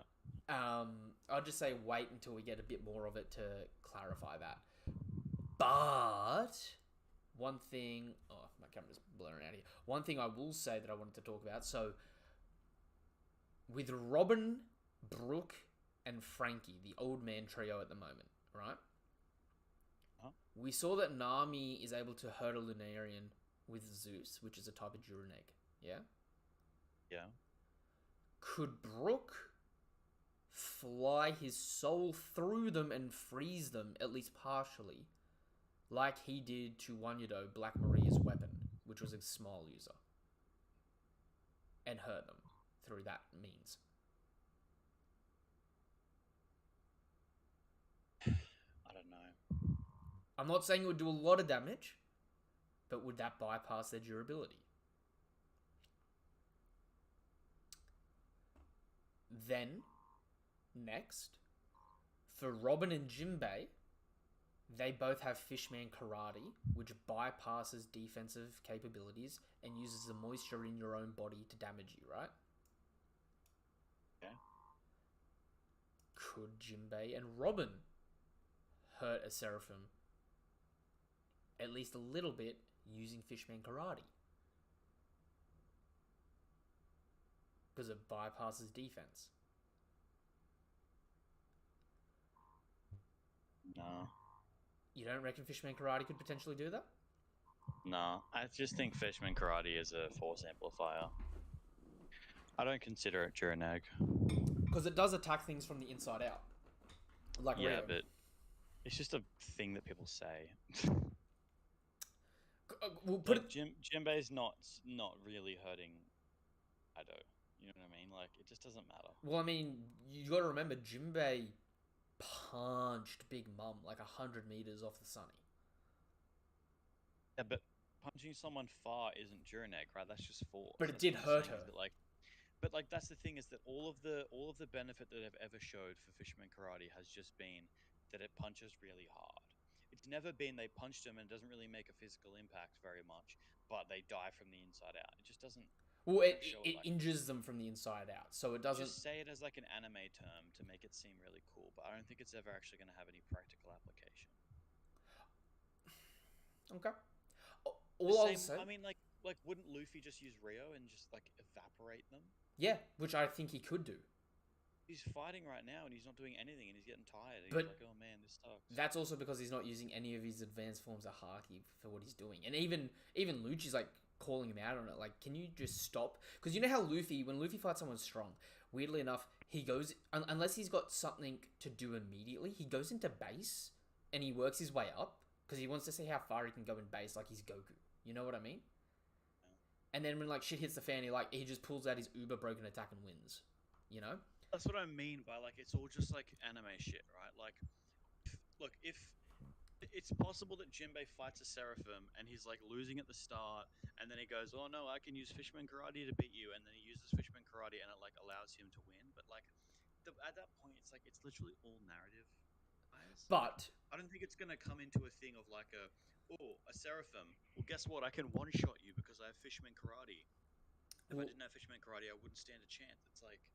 It would never be like what I'll say here though is I'm just saying there's a potential here for all of these people because they've got like a specific type of Juraneg each that they could harm these things, not necessarily beat them, but I would say if Brook can fly through them with his soul, he could freeze them partially. Robin and Jinbei have Fishman Karate, which probably wouldn't do a whole lot of damage because these things should be way more durable, but that gives them the potential to hurt them if they need to in like a team up fight, you know what I mean? And then with Frankie, the same thing. We know that they teased at the beginning of the arc. Can these things, are they capable of not being injured from lasers? And Vegapunk hasn't verified that yet. Right? Uh-huh. So like you got like Luffy, who could beat these things with advanced Rio or advanced Conquerors. Potentially, right? You got Zoro, who could potentially beat them with advanced Conquerors. You got Sanji, who's arguably equal stat with them, but he also has Juraneg with his Diablo Jambe and Ifrit Jambe. You have Jinbei and Robin, who can both use Fishman Karate. You got Frankie, who can use Kizaru's lasers. You've got Brook, who can use soul-based attacks to injure them from the inside out. You got Nami, who has Zeus, which is literally another Yonko's attack that can use electricity to bypass the defense by flying through them the same way Brook would, right? Since Brook and Zeus are both just souls, right? Leaving, sadly enough, Chopper and Usopp being the only people who can't hurt them at this point, right? Yep. Which, does a lot in wonders in a sense for because they've got those specific abilities, it can make them look a lot better, especially in a team up fight where other people aren't able to do anything to these things. You know what I mean? Like, I would argue that Killer, using his Psychosonic attacks, would be able to hurt these things because that's a type of Duran Egg. But Killer doing that, it's not going to do a lot of damage to them. You know what I mean? I feel like it's the same sort of thing. Yeah, that's kind of what I mean. Is like, I don't actually think it would make like a practical difference. Well, In the same way that like Kid being able to crush attack Kaido and Killer being able to use Sonic attacks, like it just didn't really make a difference because it didn't really hurt Kaido that much. Like it was pain. I mean, He wasn't like injured. I can see an argument. Did Kid do any damage to Kaido? That's what I mean. Killer did. He just kind of went ah. I mean, he was It's like he was displaced because he was like under shit, and then just got up and was like, ugh. You know what I mean? Like if somebody puts like tape on you and then pulls the tape off, and it's like ow. Are they going to beat you in a fight by doing that over and over again? But the reason why I'm saying it, and the reason why I'm making such a big deal about it, is because we've got to see if it's able to happen first. You know what I mean? But the difference would be being able to hurt these things at all versus not at all. So it's like, if they're able to hurt them at all, you would see an argument for like a Brook, Robin, and Frankie team up versus a Seraphim, and it would make sense for them to be able to hurt it enough and win in a high diff fight. Whereas if you put Usopp in that situation, right? Usopp can like be annoying and like put stuff in their way, but he has nothing to hurt them, is what I was more saying. Right?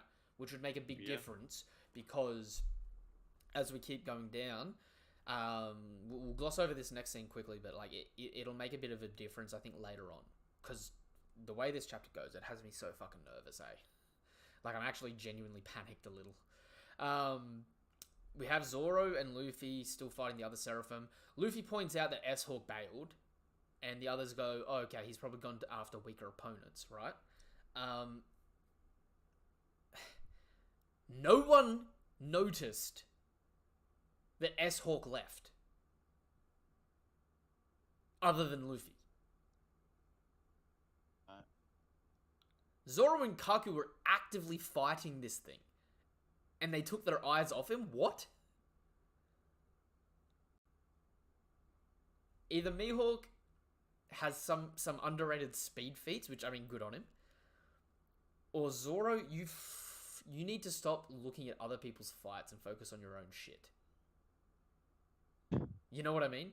Because, like, at least Lucci is like you get like the indication bubble that like Luffy, Zoro, and Lucci all notice it at the same time, right? But at least Lucci and Luffy were taking on S-Bear, where Zoro and Kaku were taking on S-Hawk. It's like Kaku doesn't get like one of those bubbles because you could argue that Kaku saw him leave potentially, or just was like because he's talking, he's just like yeah whatever. But it's like it kind of makes Zoro look like a bit of a chump, in my eyes at least. You know what I mean? Also, I love the comedy here of, like, Luffy calling Kaku Usopp. And, like, Kaku's on babysitting duty. But, yeah, then we get that bit of, like, Gear 2, Luffy doing a Hawk Gatling against S-Bear.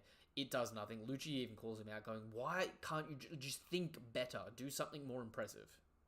You know what I mean?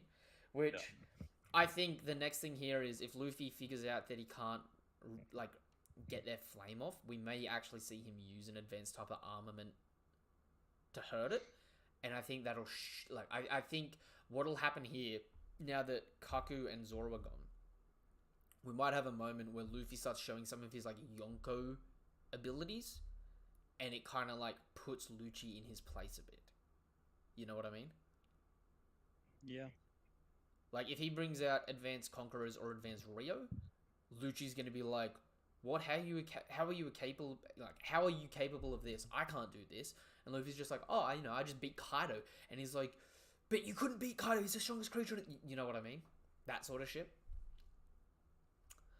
And And then we get to the most interesting part of the chapter, in my opinion. Only one day remains before the infamous Egghead incident. However, the wheels of this tale were set into motion 3 months ago. 3 months prior, the Holy Land Merijoa.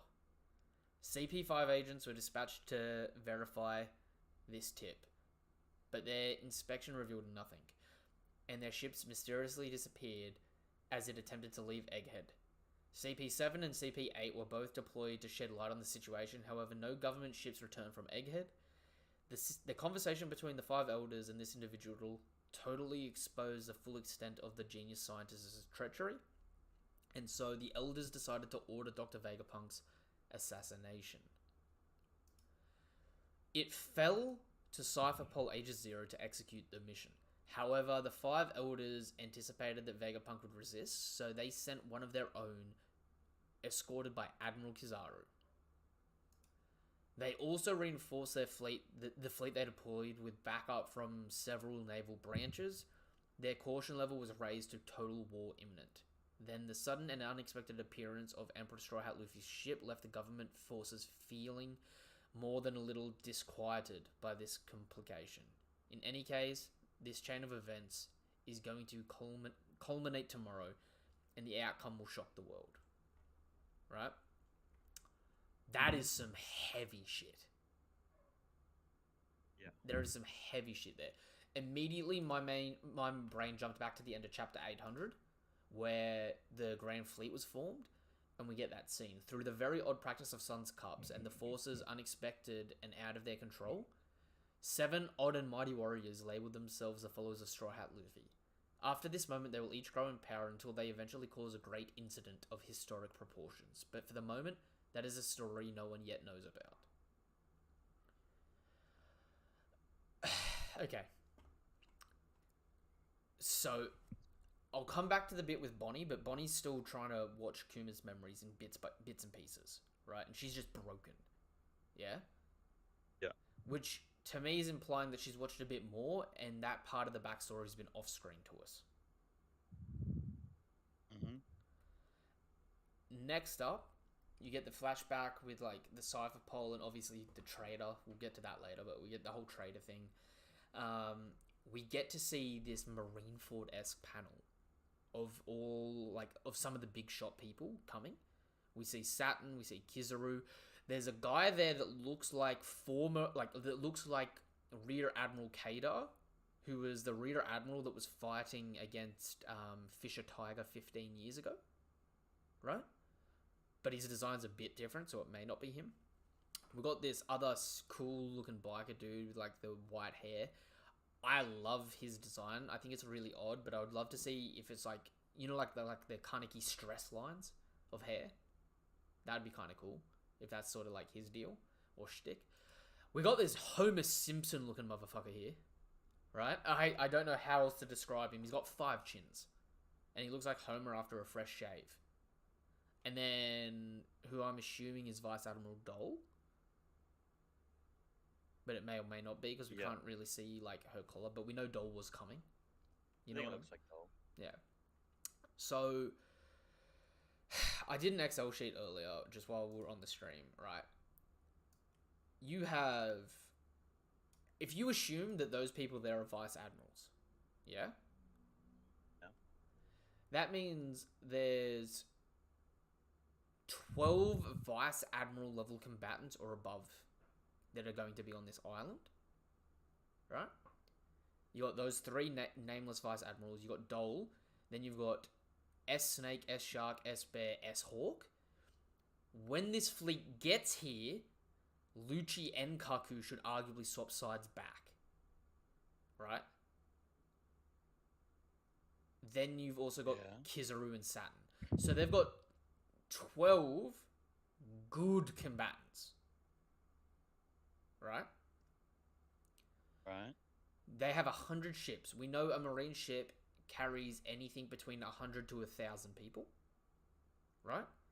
Which means they're bringing a force of 10,000 to 100,000 people. Right? Mm-hmm. Since Saturn's coming, based on the hierarchy of command, the 50 pacifista ships... Oh, sorry, the 50 pacifistas that were just deployed to the coast, right? At any given point may turn to their side. So we may be dealing with 12 people that are vice admiral or stronger, 10 to 100,000 soldiers, and then throw in the 50 Mark III pacifistas on their side. And that is arguably the Marine forces here. Right? Right. Against the 10 Straw Hats, Vegapunk, Sentomaru, and Stussy. I think, based on the way that this incident is playing up, and the fact that they say tomorrow is when the incident is going to go down, we have a whole day before it hits the climax, right? Mm-hmm. So you could argue that it's a day before this Marine fleet gets here, or you could argue it's a day before the war concludes, sort of thing. You know what I mean? Yeah.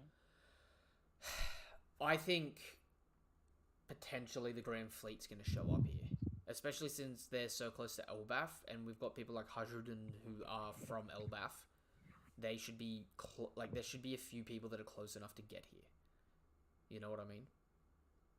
Even if we don't get the whole Grand Fleet, but just get a couple, like a few bits and pieces of the Grand Fleet, right?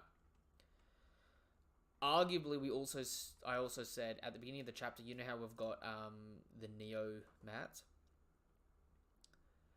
If they don't go after Impel Down because of that huge tangent I did, I could see them trying to take out Vegapunk to prove themselves as the best scientists in the world. So I could see an argument for them coming here.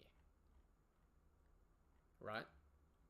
And the German army is a big enough army to cause issue against some of these 100 Marine ships. Right? Yeah. And that's assuming that this fleet doesn't get somewhat intercepted by either the war at Elbaf, since we know that Dole is coming from that direction of the ocean, right? Yeah. Or, considering this is the biggest Marine fleet we've ever seen, they could potentially start being attacked by Cross Guild. Or people from people that are trying to get bounties from Cross Guild. Right? Which could result as well in if Cross Guild or someone trying to claim bounties from Cross Guild shows up to ally with Straw Hats here.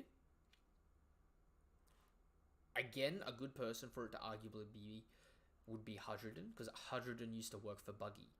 Yeah? So he might view himself as on good terms with Buggy, being able to come and get these bounties and still claim them from Buggy. Right? True. So you could have the Straw Hat fleet show up here, and we might get a crazy set of spreads where we actually see bounties for these Marines, including Kizaru and Saturn. You know what I mean? Yeah. This, weirdly enough, kind of feels like the inverse of Marineford in a lot of ways. Or at least they're hyping it up to a similar sort of vein. You know what I mean? From depicting them being together like this, it's the same way as the stuff being depicted right before Marineford. Funnily enough, it's about the Marines trying to kill someone, right? On one of their own bases against a Yonko crew. And it'd be fitting if Cross Guild does show up, because Cross Guild is pretty much made out of a lot of people from Impel Down. So it'd be like the same Impel Down people that helped Whitebeard pre-time skip coming back. You know what I mean? True. Yeah. But there's one thing that's a bit of a red hot wild theory that I want to connect here. Right? Going back to the beginning, we get the stuff with Bonnie crying, and then we cut to Marijua. Yeah?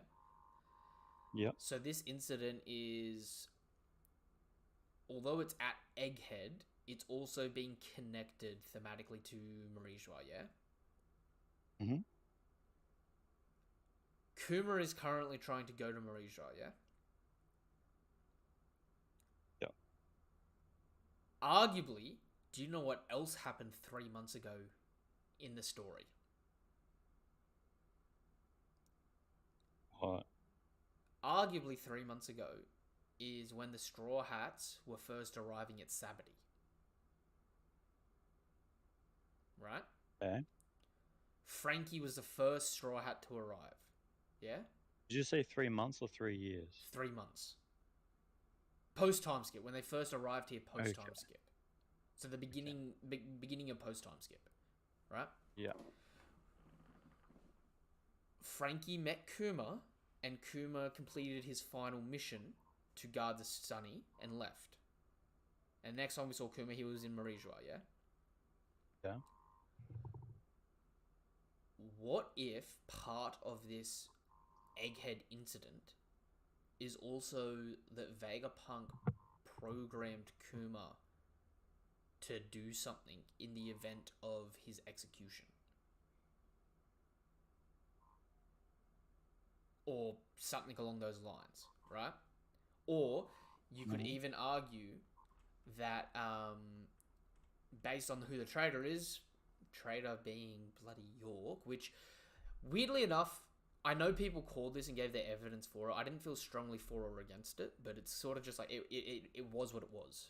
And I did say I needed it to be explained this chapter because it was starting to get annoying, right? Yeah. But her goal of wanting to be a celestial dragon, that doesn't make sense to me. Because how do you become a celestial dragon? You know what I mean? Yeah. The celestial dragons themselves have got to accept you, which I don't feel like they do, because I feel like the ship has sailed to become a celestial dragon. You know what I I mean? agree. I think she probably is just like really dumb. I think she just contacted them Yeah. and they said, "Yeah, sure, we'll do that." Because And they're what's just gonna really backstab. important is on the ship, on the way here, Cypher Pole was saying how they've got to eliminate all 6 of them. Yeah. Which includes York. Mm-hmm. So I don't think she realizes they're here to kill her too. I don't know. I don't really like this reveal, to be honest. I think it's just kind of like, um, it's just like seen in every like TV show and like half-assed story in general, right? Like one dude gets told by the bad guys that they'll get a big promotion or whatever. Yeah. They backstab and then they backstab and then they get Well, betrayed anyway. the worst thing is she took the initiative and she contacted them Yeah. before they even knew. You know what I mean? So it's like she caused all this shit because it was her genius plan to do it because of her desire, right? But I feel like she doesn't really realize there's like that that's not an option. Because say it works out and she gets anointed as a celestial dragon and goes to Marijua. What happens then? Does she spend all of her time sleeping, raving, repeating? Or does she get her own lab in Marijua where she starts making stuff for the celestial dragons or the Gorosei? Because she's kind of lazy out of the York. Like, out of all the Vegapunks, like, okay, she may have the intelligence, but she doesn't have, like, the ability to make shit. Because she's lazy. You know what I mean? Yeah. So I feel like this isn't, like, the best thought out plan. Like, I think it would have been slightly better if it was Shaka and it was just like, logically, this is the best decision to make. And then, you know, he could have a whole dialogue about how, like, oppressive the world government is and how much control they have and how, like, logically, there's not even any reason to go against it. Yeah. Because it's so hard to fight up against It's that. so hard to go against Like, it, but you could also argue, like, they are a necessary evil sort of thing. yeah, exactly. Yeah, and they could have like a whole dialogue on that, and it would be like a bit more interesting. I would still be like, yeah, meh, it's a bit corny, but at least it would be a bit more interesting, and it would give like a bit more power towards like people thinking about the world government. Like, yeah, damn, they do have a lot of control over the world and stuff. You know, especially for like casual readers who haven't really considered it that much, who haven't thought about it that much, they would have a moment of, oh yeah, damn, this is a big uphill battle, isn't it? Yeah. It didn't end up happening. It was just like, yeah, I just want to be a celestial dragon. It's like, okay. So the way they word stuff here as well is a bit interesting here, where they talk about how the 5 elders anticipated Vegapunk would resist, so they sent one of their own. Do you view that as because they're in the hierarchy of command, that's just to take charge of the Seraphim, or do you view that as in case Kizaru can't handle it, they're sending one of their guys who's better? Yeah, I was thinking about that. Because Oh wait, sorry. Can you read me the quote again? however, the Five Elders anticipated that Vegapunk would resist, so they sent one of their own, escorted by Admiral Kizaru. Hmm. So here's the thing: is are they saying they sent one of their own, as in this was such a big thing That they that had to they sent the mobilize. strongest person available, which is one of their own, Yeah. or is it more just like it was important, so they sent like the Yeah. politician was like, this is really important, so I'm like who was it? Abbott, was it? He's like, oh, these bushfires are so important, so I'm going to go to all the towns that have burned down and go talk to everybody. Oh, This is such an important issue. Like it's that kind of oh, this is important. Let's send a politician. no, that was That'll help. what's his name? Is it Malcolm or whatever? Oh yeah, ScoMo. ScoMo, yeah, and the dude Yeah. showed up to a person, like to a town where everyone had their houses burnt down with a $50 bag of groceries when he makes 500K a year. The Yeah, dude and literally, he was busy on a family trip to Hawaii at the time. the dude literally could have showed up, right, and personally, out of his own money, wouldn't have affected his finances much. Could have brought 100K worth of personal financial relief and gone, I'm so sorry about all this. Instead of a bag of groceries, I paid for, Woolies or Coles to bring you a heap of groceries for all of you people that need it. We've got a shelter set up and we've got food for the meantime. I'm so sorry this happened. Instead, no. You know what I mean? I feel like it's still really ambiguous if the Gorosei are strong or not, and the words being used are still very ambiguous on it. Mm-hmm. You know what I mean? Because you could view it as he's coming because if Vegapunk rebels, they're the only people in charge of the pacifistas. You know what I mean? But you could view it as he sent their strongest member, Or and one of that member is so strong that an or admiral is literally just like an escort that they have to have based on like an attendant. tradition or regulation. Yeah. He like is Kizaru an attendant here to the badass Saturn, or is Kizaru the muscle here, and Saturn's just got the technicality card?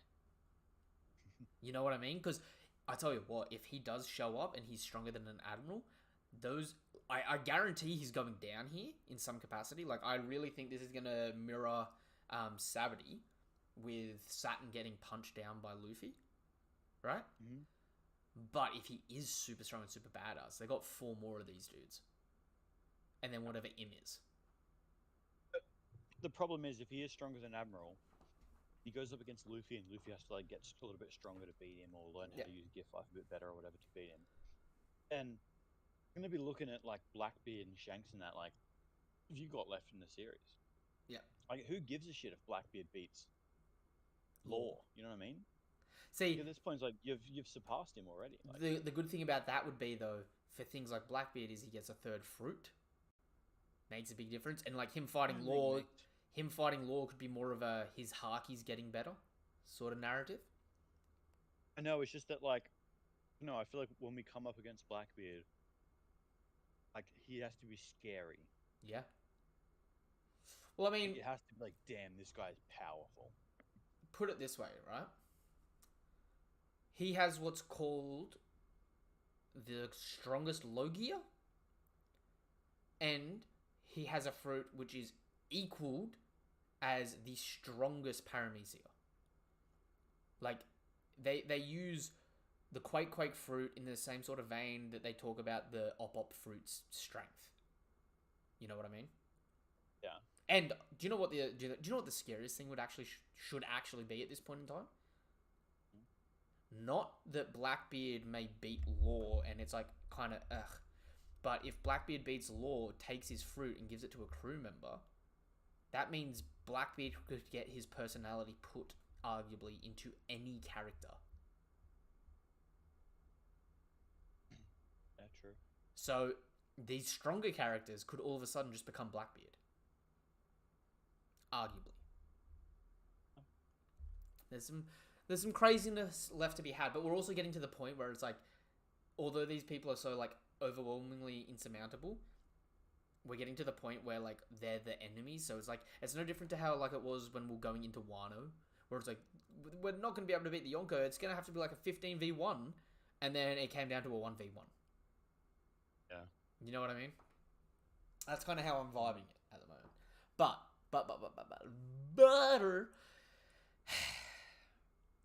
do you think there are more vice admirals and stuff like that are with this fleet, or is this just the main 6 people?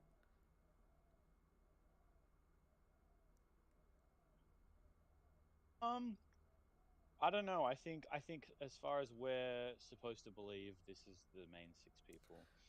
I think they'll need more. Because this parallels the pre-Marineford chapter, which let me pull up right now.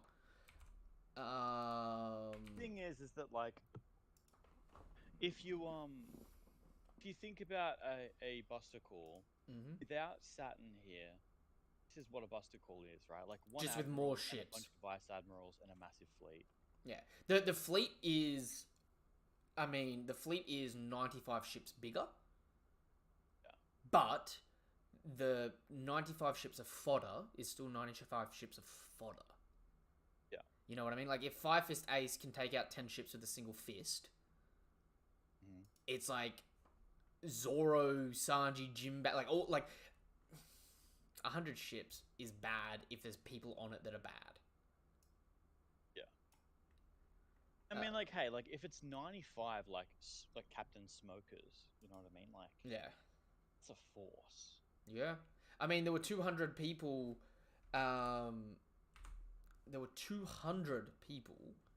that were, of Smoker's sort of, of Smoker and Tashigi's rank and caliber that fought the Straw Hats in the Buster Call post and Ease Lobby. Right.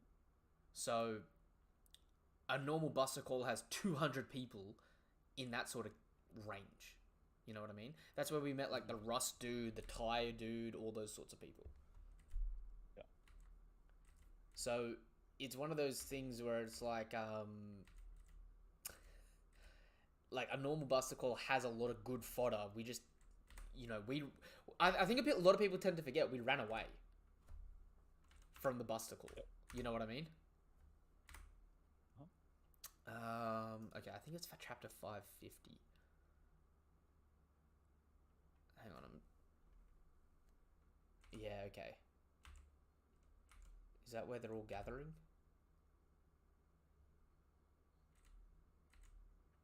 No, they're already all gathered there. At that point. Oh, okay. It's the chapter when the Warlords are showing up. Do you remember when the Warlords show up at Marijua?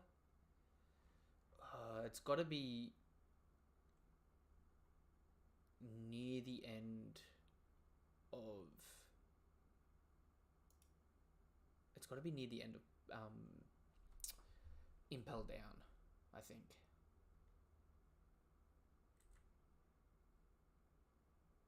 Hang on.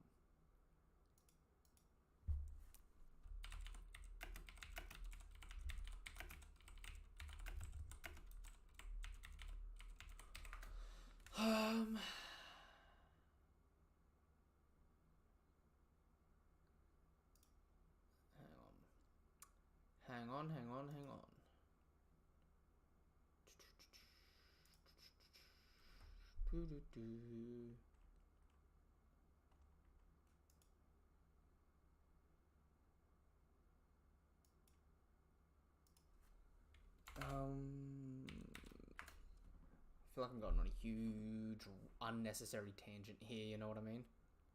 Just go to the next bit of the chapter, eh? Hang on, I'm almost here.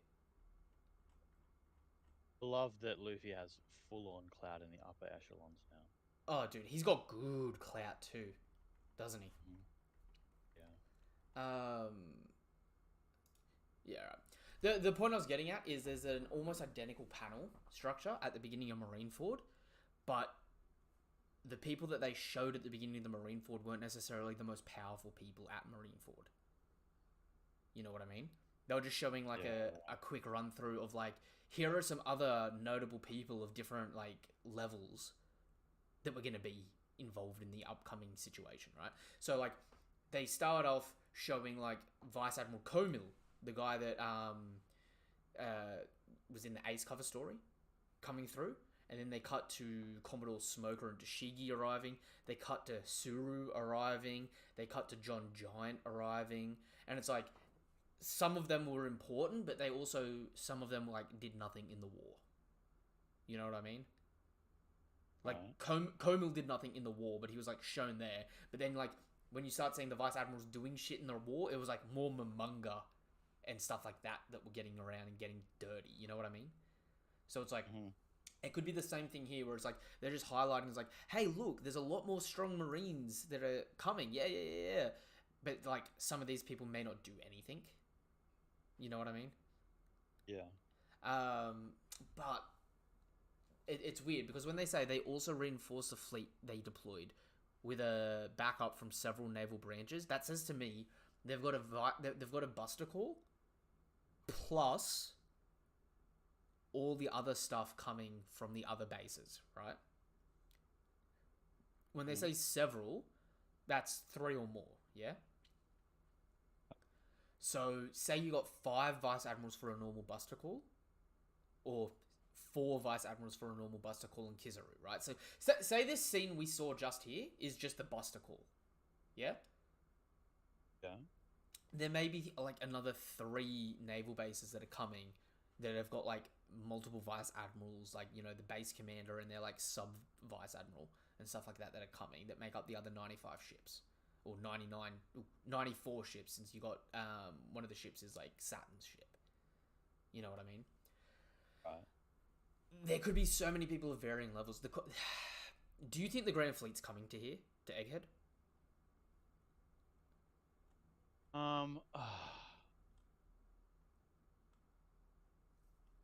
I don't know. Because it has been 3 or 4 arcs since we've actually had the Grand Fleet involved. Yeah. True.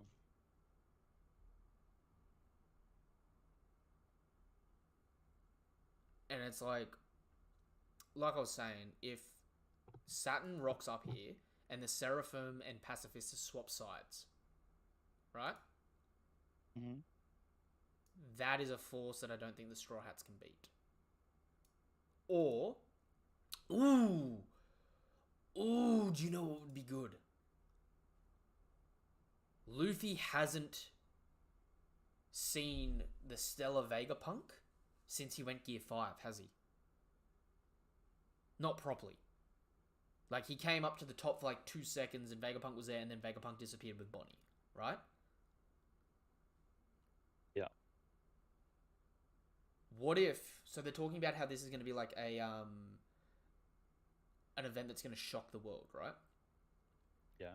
What if Luffy gets informed here that he's the Sun God and not the Gum Gum Fruit user?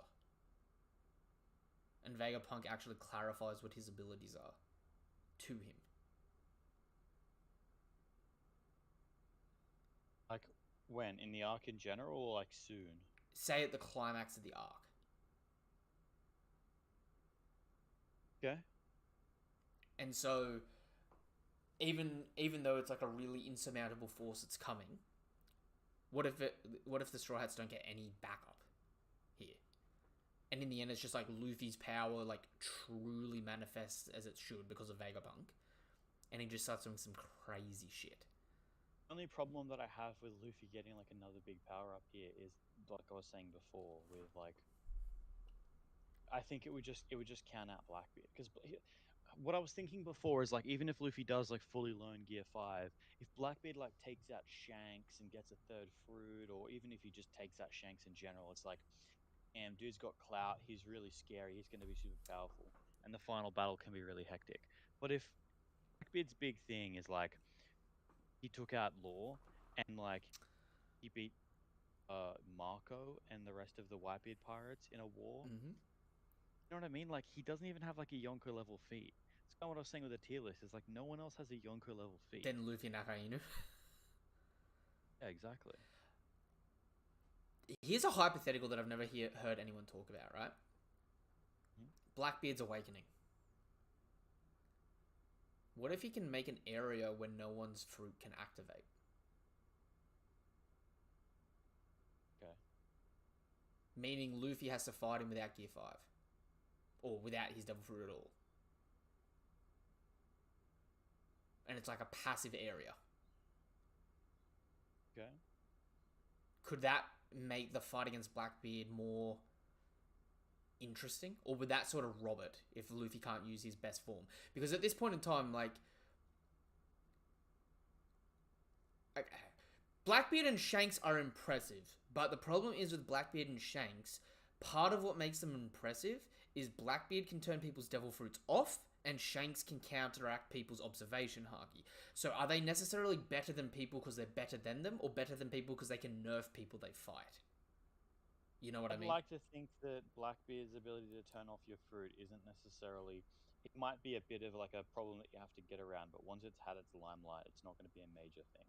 Mm. If I imagine Luffy fighting Blackbeard, it's going to be like, oh, he like vortexes in, he grabs Luffy. It's a whole dramatic scene for a couple of chapters, but it happens kind of close to the start of the fight, and then maybe it hurts him, and people will be arguing, oh, he was hurt because of that. But like fundamentally, it doesn't really have any impact on the fight in general. The fight ends up just being like a power battle. Mm. Because it could be one of those things where it's like Blackbeard fighting Luffy, it's a matter of like Blackbeard makes an area of effect where you can't use your devil fruit, so Luffy's got to stay outside of that area and attack inwards, right? And then it's like while he's attacking inwards, you know how like you had that scene where he went to punch Mihawk in Marineford and then he saw his arms getting cut off and like had to redirect. Yep. You got stuff like that where it's like Luffy's doing like a Gear 5 punch and then he's like Future Sight kicks in and he's like shit and has to like pull it back and it's like just before he was about to hit Blackbeard like a wave of blackness like just like spawns up from the ground for a second and it's like he would have got sucked into the like darkness dimension. And it's like one of those things where it's like they're fighting and it's like it's almost like Luffy versus Cracker where it's like no neither of them can really get each other. So it's like just like a bit of a shit stalemate for a bit, and then we just like cut to the highlighted moments of the fight where it's like one person might get the upper hand. You know what I mean? Yeah. That would be a bit annoying to default Blackbeard to that, but you know it could also be a thing where it's like Blackbeard's main highlights may not be Luffy related, and it depends on how you see Blackbeard at the end of the series. Like, is Blackbeard a fight that you have to see for Luffy in your mind? Or is Blackbeard sort of going to be Luffy's genuine rival after, like, all the changes to the world occur and the series is, like, set and over? And it's, like, the era is, like, Pirate King Luffy's or, like, Pirate King Blackbeard's. And you're just a member of one of those two camps. I think the only person that can be Luffy's rival at the end is like Law and Kid. You reckon them more than Blackbeard? Yeah, just because like there isn't any animosity between them. They have kind of like a Rivalry. competitive but respectful rivalry. Same thing with Whitebeard and Roger. Like with Blackbeard, it's like hate. Like it's like vitriolic hate. Okay. I don't Can't like yeah. I don't Luffy's not disagree gonna with just that. live alongside him. I don't disagree with that at all, but the only problem I see there then is Blackbeard and Kid can't die. Oh, sorry. Law and Kid can't die. Wrong name then. Yeah, just Um, one of them.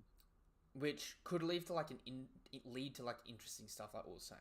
Like at the moment we've got Garp potentially that could interfere for the fight between Law and Blackbeard.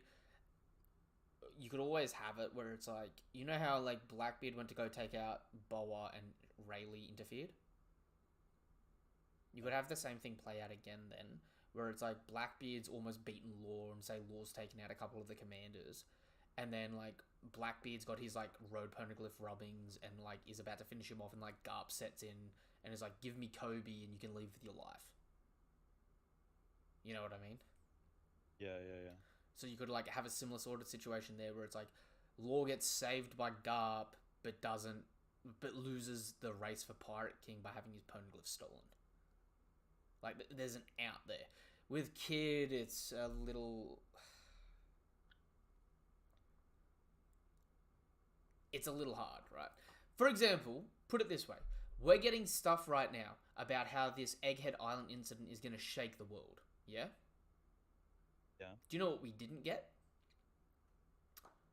We didn't get the events at Elbath are going to shake the world. The events at Winter Island are going to shake the world. You know what I mean?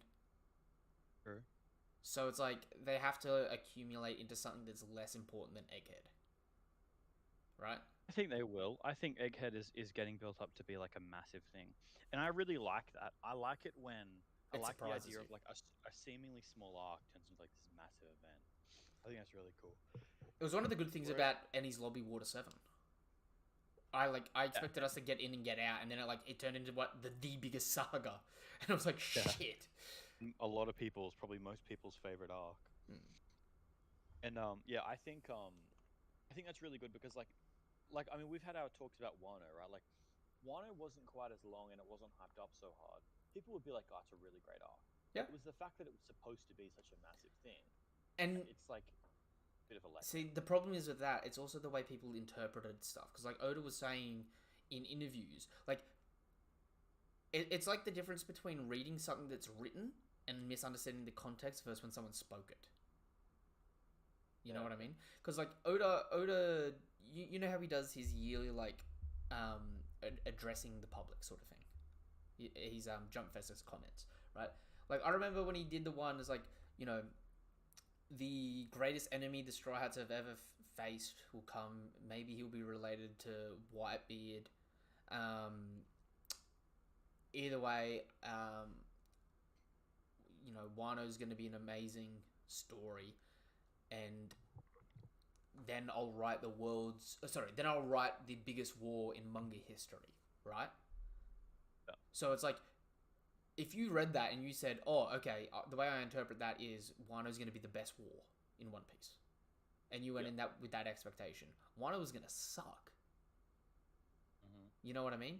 Because even though you could argue that like the fights were better in Wano than they were in Marineford, you didn't have the same like interesting people from Marineford. It didn't feel like it impacted the world as much as Marineford, and it didn't feel like it had as much shocking tension as Marineford. You know what I mean? There was no great loss. Whereas if you interpret it as once Wano's over, I'm gonna do the biggest war in manga, and now we get to this, it's kind of like, okay, maybe that was a misinterpretation, and this is gonna be a lot better than we thought. Pleasantly surprised. You know what I mean? It's just kind of, yeah, it's kind of all over the shop.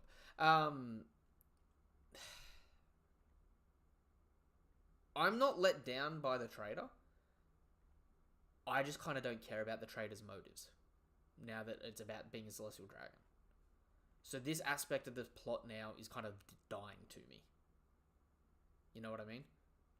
Yeah, I guess to me it was a bit of a hard task because I already didn't really care about the trader plot line, and then the trader delivery at the end was just kind of like, eh. Yeah. So so to me, like the whole thing was just kind of meh. I feel like for me to like really enjoy the trader, it would have had to be something like really made me change my mind. They made me go, oh wow, okay, this was actually really cool. Mm-hmm. Just pretty hard to do.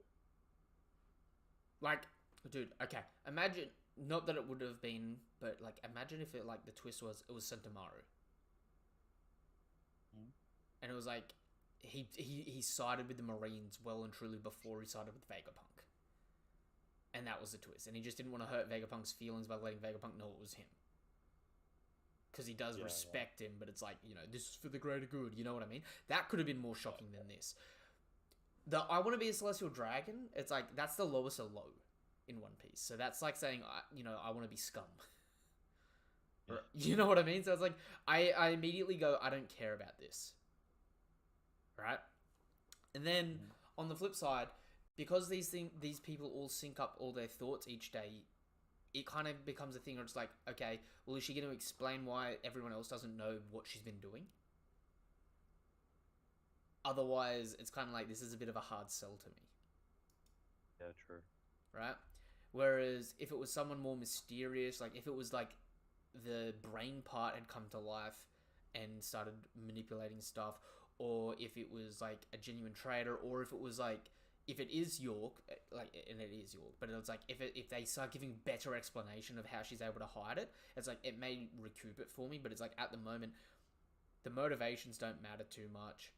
It We weren't with the character long enough for it to be super like emotionally invested with them, so it doesn't come as like a big enough shock.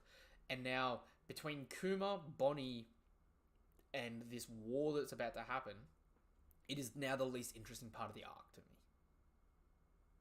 Yeah. You know what I mean? So it's kind of like I'm kind of over that aspect of it. Just like I feel like at this point, within the next 2 chapters, Luffy and Zoro actually need to start being able to hurt the Seraphim, at least a little. Because if this goes on any longer, I'm gonna start going like, it's plot convenience, not entertainment. You know what I mean? Yeah. Just because like at this point in time, we've already got 3 Straw Hats that are taken out, another 3 that may get taken out by York, which arguably, do you know what'll end up happening? They're going down to find York now, right? Like Robin's group. Yep. So they'll go down, they'll confront York, and then S-Hawk will show up behind them and cause some trouble. And then York will think she's fine with S-Hawk there, and then I reckon Zoro will make his way to that room. You know what I mean? Yeah. And then they'll be having like a battle at the bottom of like in the basement area of this, which will probably end up resulting in the Marine fleet arriving, and then that group is probably going to be so what will probably end up happening is you'll probably end up getting a group stuck at the top and at the bottom of the stratosphere of the labosphere, and then the Marines, if they're able to get up, may like get in between them, so they got to fight to each other. You know what I mean? I could see something like that happening, and that's like they're sandwiching the Marine forces in a lot of ways. Although at this point in time, it's like I was saying before, I've got to find out how this like relates to Kuma, right? Because if Kuma at Marineford and what he's doing now relates to this arc in some capacity, I don't know how, but it has been potentially linked to it for it to be interesting. You know what I mean? Yeah, I get you. Otherwise, it's kind of like I'm sitting here and I'm like, unless some crazy shit happens, which it seems like it will, but depending on what type of crazy shit's going to happen, it's like, what is going to help the Straw Hats against this fleet? You know what I mean? And then if that's the case as well, it's like, are we going to focus on this, or because there's a day until the next thing, what's going to happen? Are we going to defeat the Seraphim and then have like a 24-hour period where we can relax while they're trying to get ready to run away? Or, you know, are they going to fight through the night until this fleet comes up? You know what I mean? Because it's kind of like something's got to get done. It's true, actually, yeah. So it's like it depends when the fleet shows up, but we know like the events are tomorrow. You know what I mean? Yeah. So there's gonna be like that's the thing, is that because it's hard, because in this chapter they almost make it seem like, okay, there is going to be a massive event tomorrow, right? Yeah. So it's not just going to be Straw Hats wrap all this battling up today and then they run away as the fleet arrives tomorrow and nothing really happens with that and they just blow up the island. Yeah. That wouldn't be as big of an event as they're hyping. So obviously, like, the fleet's going to come, the Straw Hats are still going to be here, and it's going to be a whole thing. Yeah. Then yeah, and then like you were saying, like, what are they going to wrap up the fight, go to have a nap, or are they going to be fighting for literally a day before the actual fight even starts? Because if they fight for a full day and then Kizaru shows up, they're going to have a really tough time. Well, yeah. Right? And do you know what I just sort of thought about? Based on our wording we just used it, do you know what could actually be phenomenally beautiful? The Marine fleet arrives at night. right? Right. And Kizaru turns it day.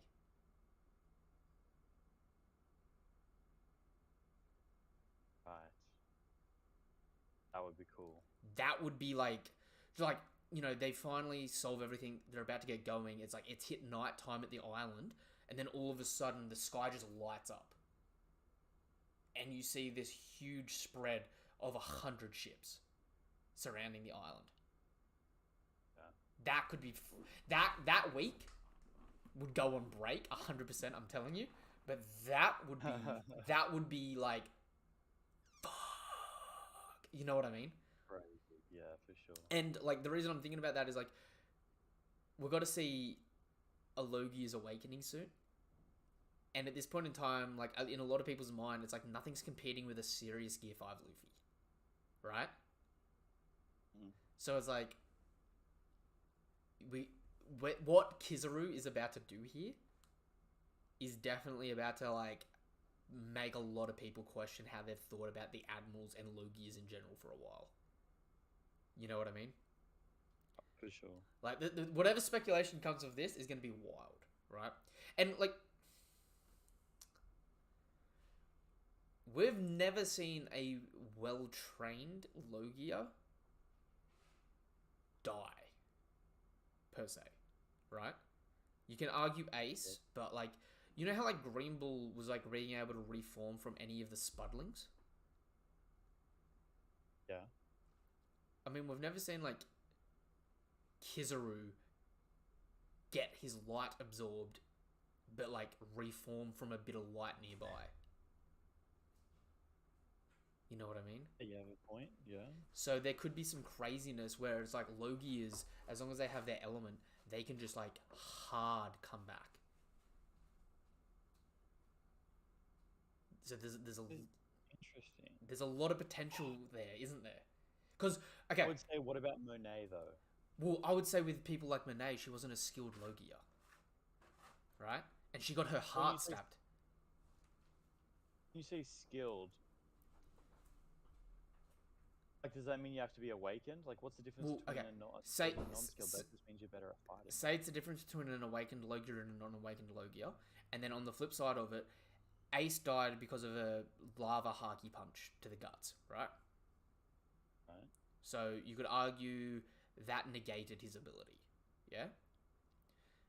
Monet died because Caesar stabbed her heart that Law had removed. Right?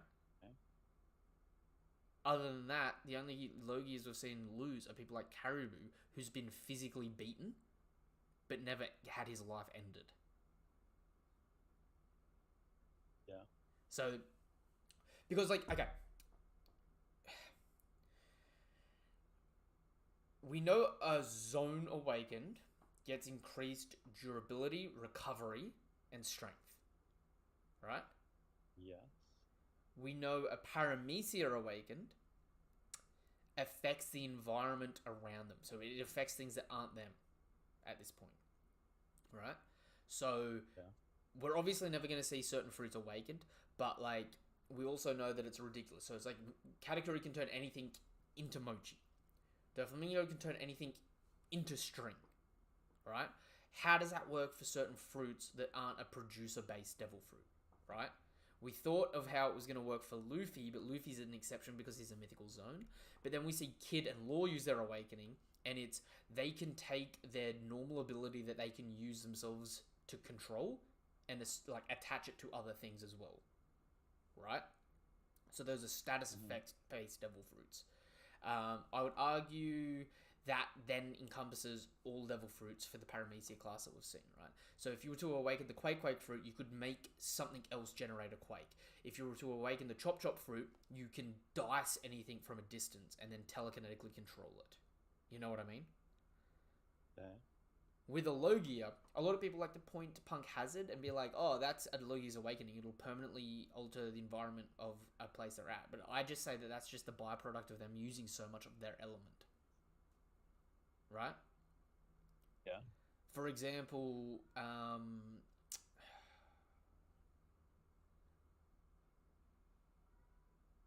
if like, because people use like Rajan Island to say, oh, I bet the previous user of the NL's Rumble fruit used his awakening there, and that's why it's always raining lightning. And I'd just say, okay, yeah, but you could also just have it that like the person used so much lightning on that island that it just like permanently generates more lightning. You know what I mean? Yeah. But we haven't like, okay, what's Green Bull's awakening gonna do? Just make a tree? You know what I mean? That's his base ability. If Green Bull's a Logia, it's got to be something that's applicable to all Logias at this point, right? So, what if they've got multiple facets? For example, we know a Mythical Zone gets the Awakened Zone's ability plus an Awakened Paramecia's ability, right? Yeah. You could arguably take Logias a step further than that. You know what I mean? Where a Logia gets like an elemental hybrid form, where their element like buffs them and they get stronger and stuff like that. Sort of like what we saw with like NL. You know what I mean? With his final form. You could give them the Paramecia ability where they can turn parts of their environment into their element. Right? But then it's like, okay, how does that work? Does it work where... Because Aokiji's fruit is the chili fruit, right? Yeah. If he awakens and he turns a rock chili, does that rock freeze? Or does that rock then rob anything nearby of its heat? You know what I mean? Is it sort of like a void of temperature that just keeps sucking temperature out of stuff near it? And it like radiates out. You know what I mean? Yeah. Gotcha. So it's like, I think we're at like a really, and it may just be that Logias all have a very unique awakening each. Each one awakens differently. You know what I mean? Because it's like, for the most part, Logias are like a core concept of reality. Or a core concept of nature, I should say. You know what I mean? Because in the Logia class, you got the light fruit and the dark fruit. So that's day and night. You know what I mean? You've got fire and magma. Fire's a byproduct of magma because it's heat, but magma's like molten rock. So that's more earth, right? Fire's combustion, right? You've got snow, which is like slightly cold water, right? Then you've got ice that's... Ooh, I say ice. You've got chilliness, which is the absence of temperature. So, like, the ice there is sort of like the opposite of the fire. You know what I mean? Whereas the snow, although it's a weaker version of the ice fruit, the snow is actually more specifically water that has been frozen. You know what I mean? Yeah, okay. You got mud, which would be like the lesser version of Akainu's, like molten land, right? Because it would be like the swamp to his magma. Even though I could see an easier line being drawn between him and Ace. It's like he's like the Caribou's the difference between Green Bull's plant-based Logia and Akainu's like molten sediment-based Logia. You know what I mean? He's swamp. He's sort of like an earthy mud. You know what I mean? Yeah. So it's like you could have it so it's like each one of those fruits awakens in their own very uniquely different way. Sort of like how Luffy's fruit awakened in a really like... Yeah, he's got the rubber abilities and he's got like a hybrid form, but he also has the ability to create anything out of his imagination. You know what I mean? Yeah. That's like... Yeah. That's a bit beyond what we've seen of normal fruits so far, you know what I mean? So it's like, could you do something where like, say that same imagination ability works for like other people to an extent, right? Could you have it so it's like anything Kizaru thinks of because he's light, it's like instantly starts happening. at like light speed and shit like that. There's just really random, crazy sort of shit you can go with it. I feel like I'm rambling a little bit on this, but it's like one of those things where it's just like I genuinely feel right now the Egghead incident for someone. If anyone's gonna be against Luffy, it's Saturn or Kizaru right now, right? No one else holds a candle to him. If that's the case, we still have to have a level of like. There still has to be, to a degree, tension, right? Mm-hmm. So to me, the only way for there to be tension is for everyone else to be like really on like the back foot against the sheer numbers. But I mean, we've seen the Straw Hats deal with sheer numbers multiple times, and it's like gotten to the point where it's like they should be so uberly powerful that these numbers aren't super effective to them. You know what I mean? Yeah, okay. Or we've got to raise attention by having like the skill levels jump in some of these characters. For example, if you got Kizaru rock up, like, okay, put it this way, right? If Saturn's really strong and Luffy fights Saturn, that's crazy, yeah? Who's fighting Kizaru then?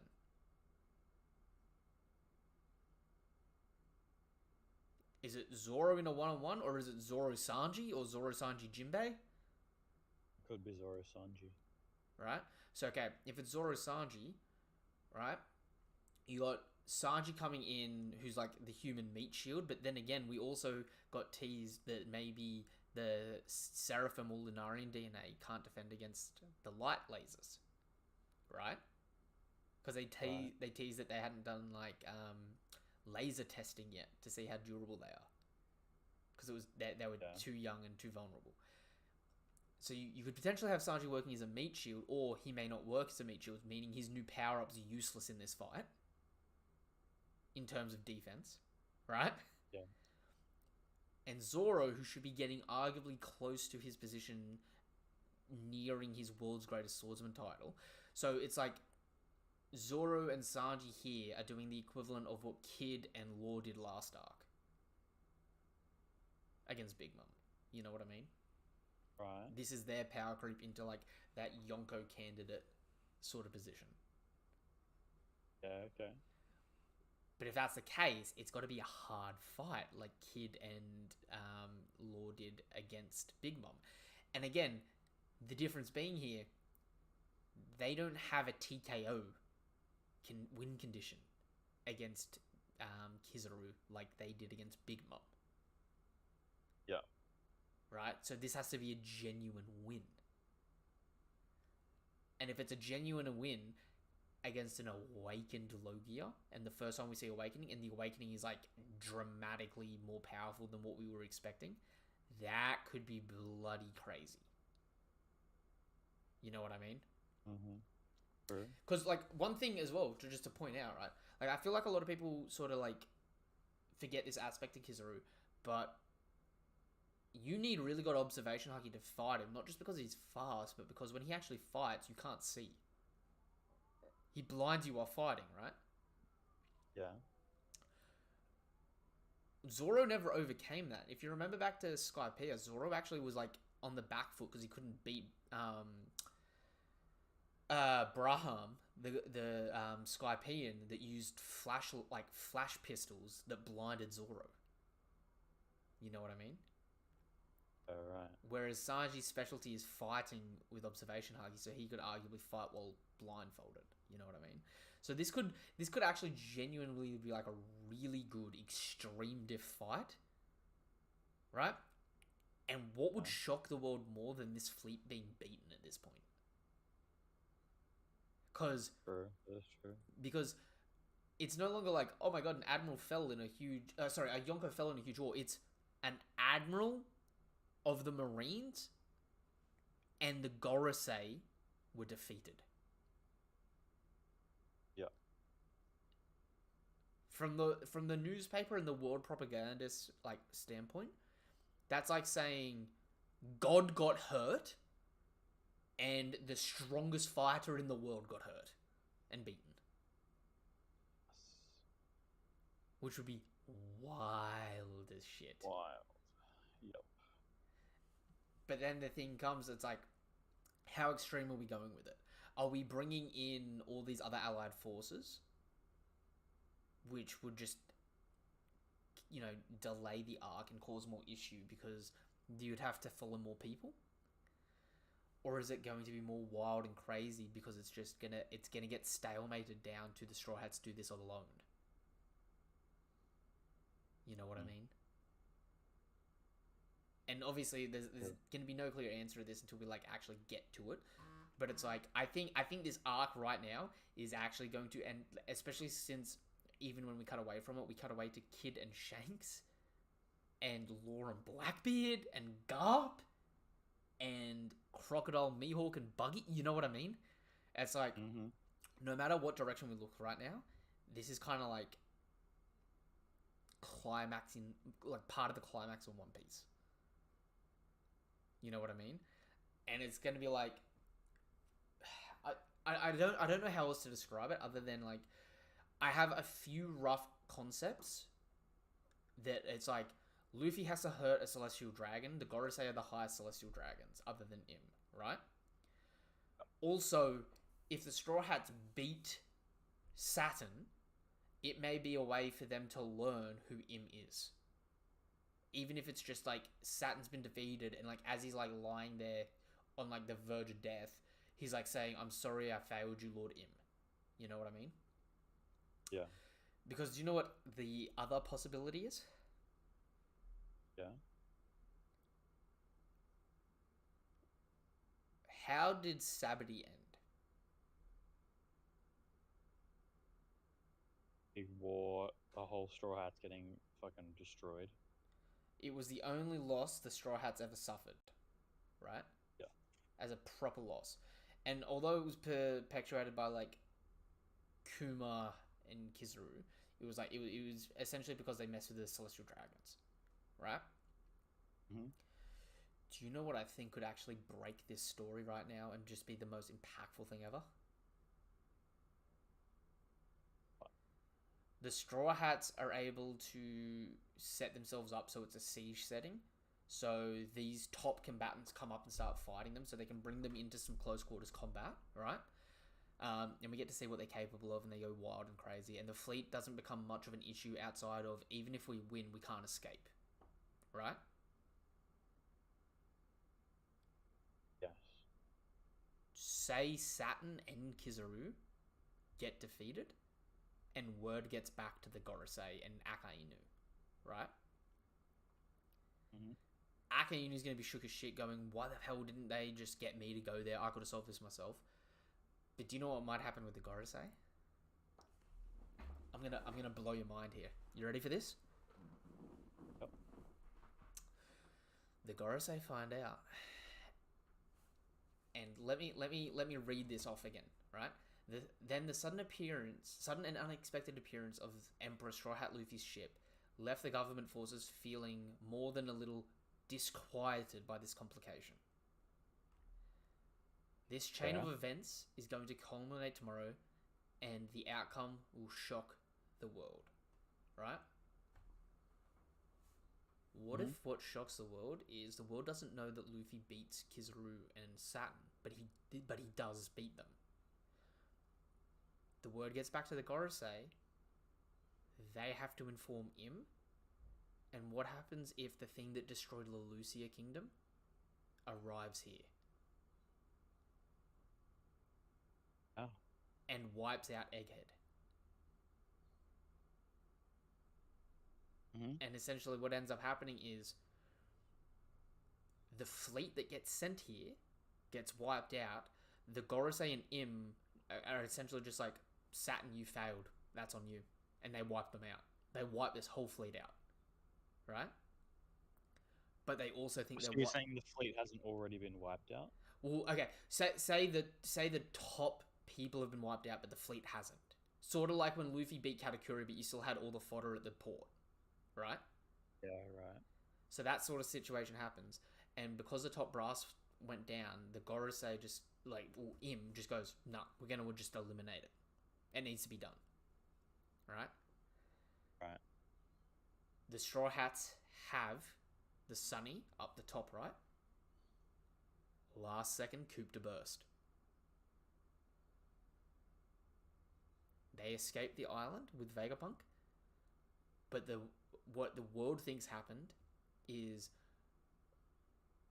Kizaru and Saturn went down, defeating the Straw Hat Pirates in like an epic battle, and they start spreading that propaganda.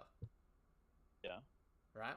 But everyone on the fleet gets wiped out because, you know, no one can know about this weapon. And it's like just a big impact, like, because that would very much parallel in a lot of ways the end of Sabbaty, but it would have the reverse effect. You know what I mean? Where it's like the Straw Hats suffer their biggest defeat. Well, they think here the Straw Hats suffer their biggest defeat, but it really was their biggest win. And they slip through the cracks. They start, you know, posting a bunch of propaganda and shit like that. And what actually may end up happening after that, after Egghead, if that's how it goes down, do you know who we might run into next arc? I reckon if we have like another mini arc between the next, like the next two big arcs, I could see us running into Big News Morgans. After the Egghead Island incident, and after he's just reported how the Straw Hats were wiped out, he's in absolute shock, and Vivi and the Straw Hats reunite. Because that could work really well, because then what that does is not only do we get to see what the world government's capable of, not only does a big portion of their fleet get defeated, but it's also people that don't, like, not all of them really necessarily matter or are needed for the final battle. You know what I mean? It's true. But the result of it is that the world government's propaganda machine gets broken. Because Big News Morgans posts how the Straw Hats survived and posts the real events and that Vegapunk's still alive.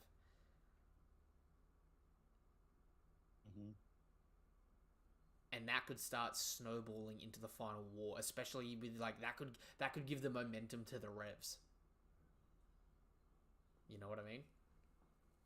Because then the Revs could point the finger and say that's what they did to the Lucia Kingdom, one of its own members as well. And the world government starts losing their control over everything because they got too gung-ho. I don't know. What are your thoughts about that? I'm getting into weird theory territory here. Because it's like, it's hard to predict this shit, but it's like, there's so much stuff coming at the moment. That's it. Lots and lots of stuff could happen. It's really hard to know. Yeah, I don't necessarily know what's going to happen.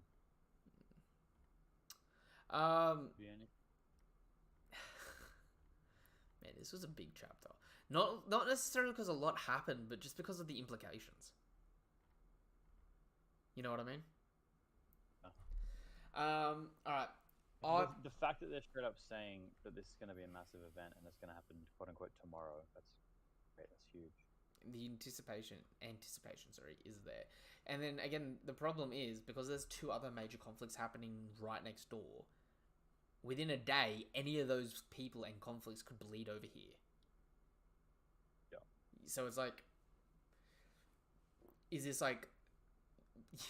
this all happening in one arc, or is the stuff being set up for like gonna be after this arc is finished? You know what I mean? Because there is a lot of crazy potential for stuff to happen here, right? Including, do you know what would be really interesting to me? So we see, in this spread here, you know how I was saying the guy at the top to the left of the ships could be former Rear Admiral Kadar, who I would be calling Vice Admiral Kadar now. Because he was in the Fisher Tiger flashback, it'd be really interesting seeing him fight Jinbei. True, it would. And they could actually have a dialogue about Fisher Tiger and a battle of ideals with that. So that would add some interesting emotional like weight to that. You know what I mean? Weirdly enough, the dude with the blonde strip in his hair and beard, I don't know why, but I could just see him going up against Frankie. Although, what is that on his neck on the left? Is that a tattoo or a big ass vein? What? Whose? The dude with the white strip in his hair and beard next to Kizaru.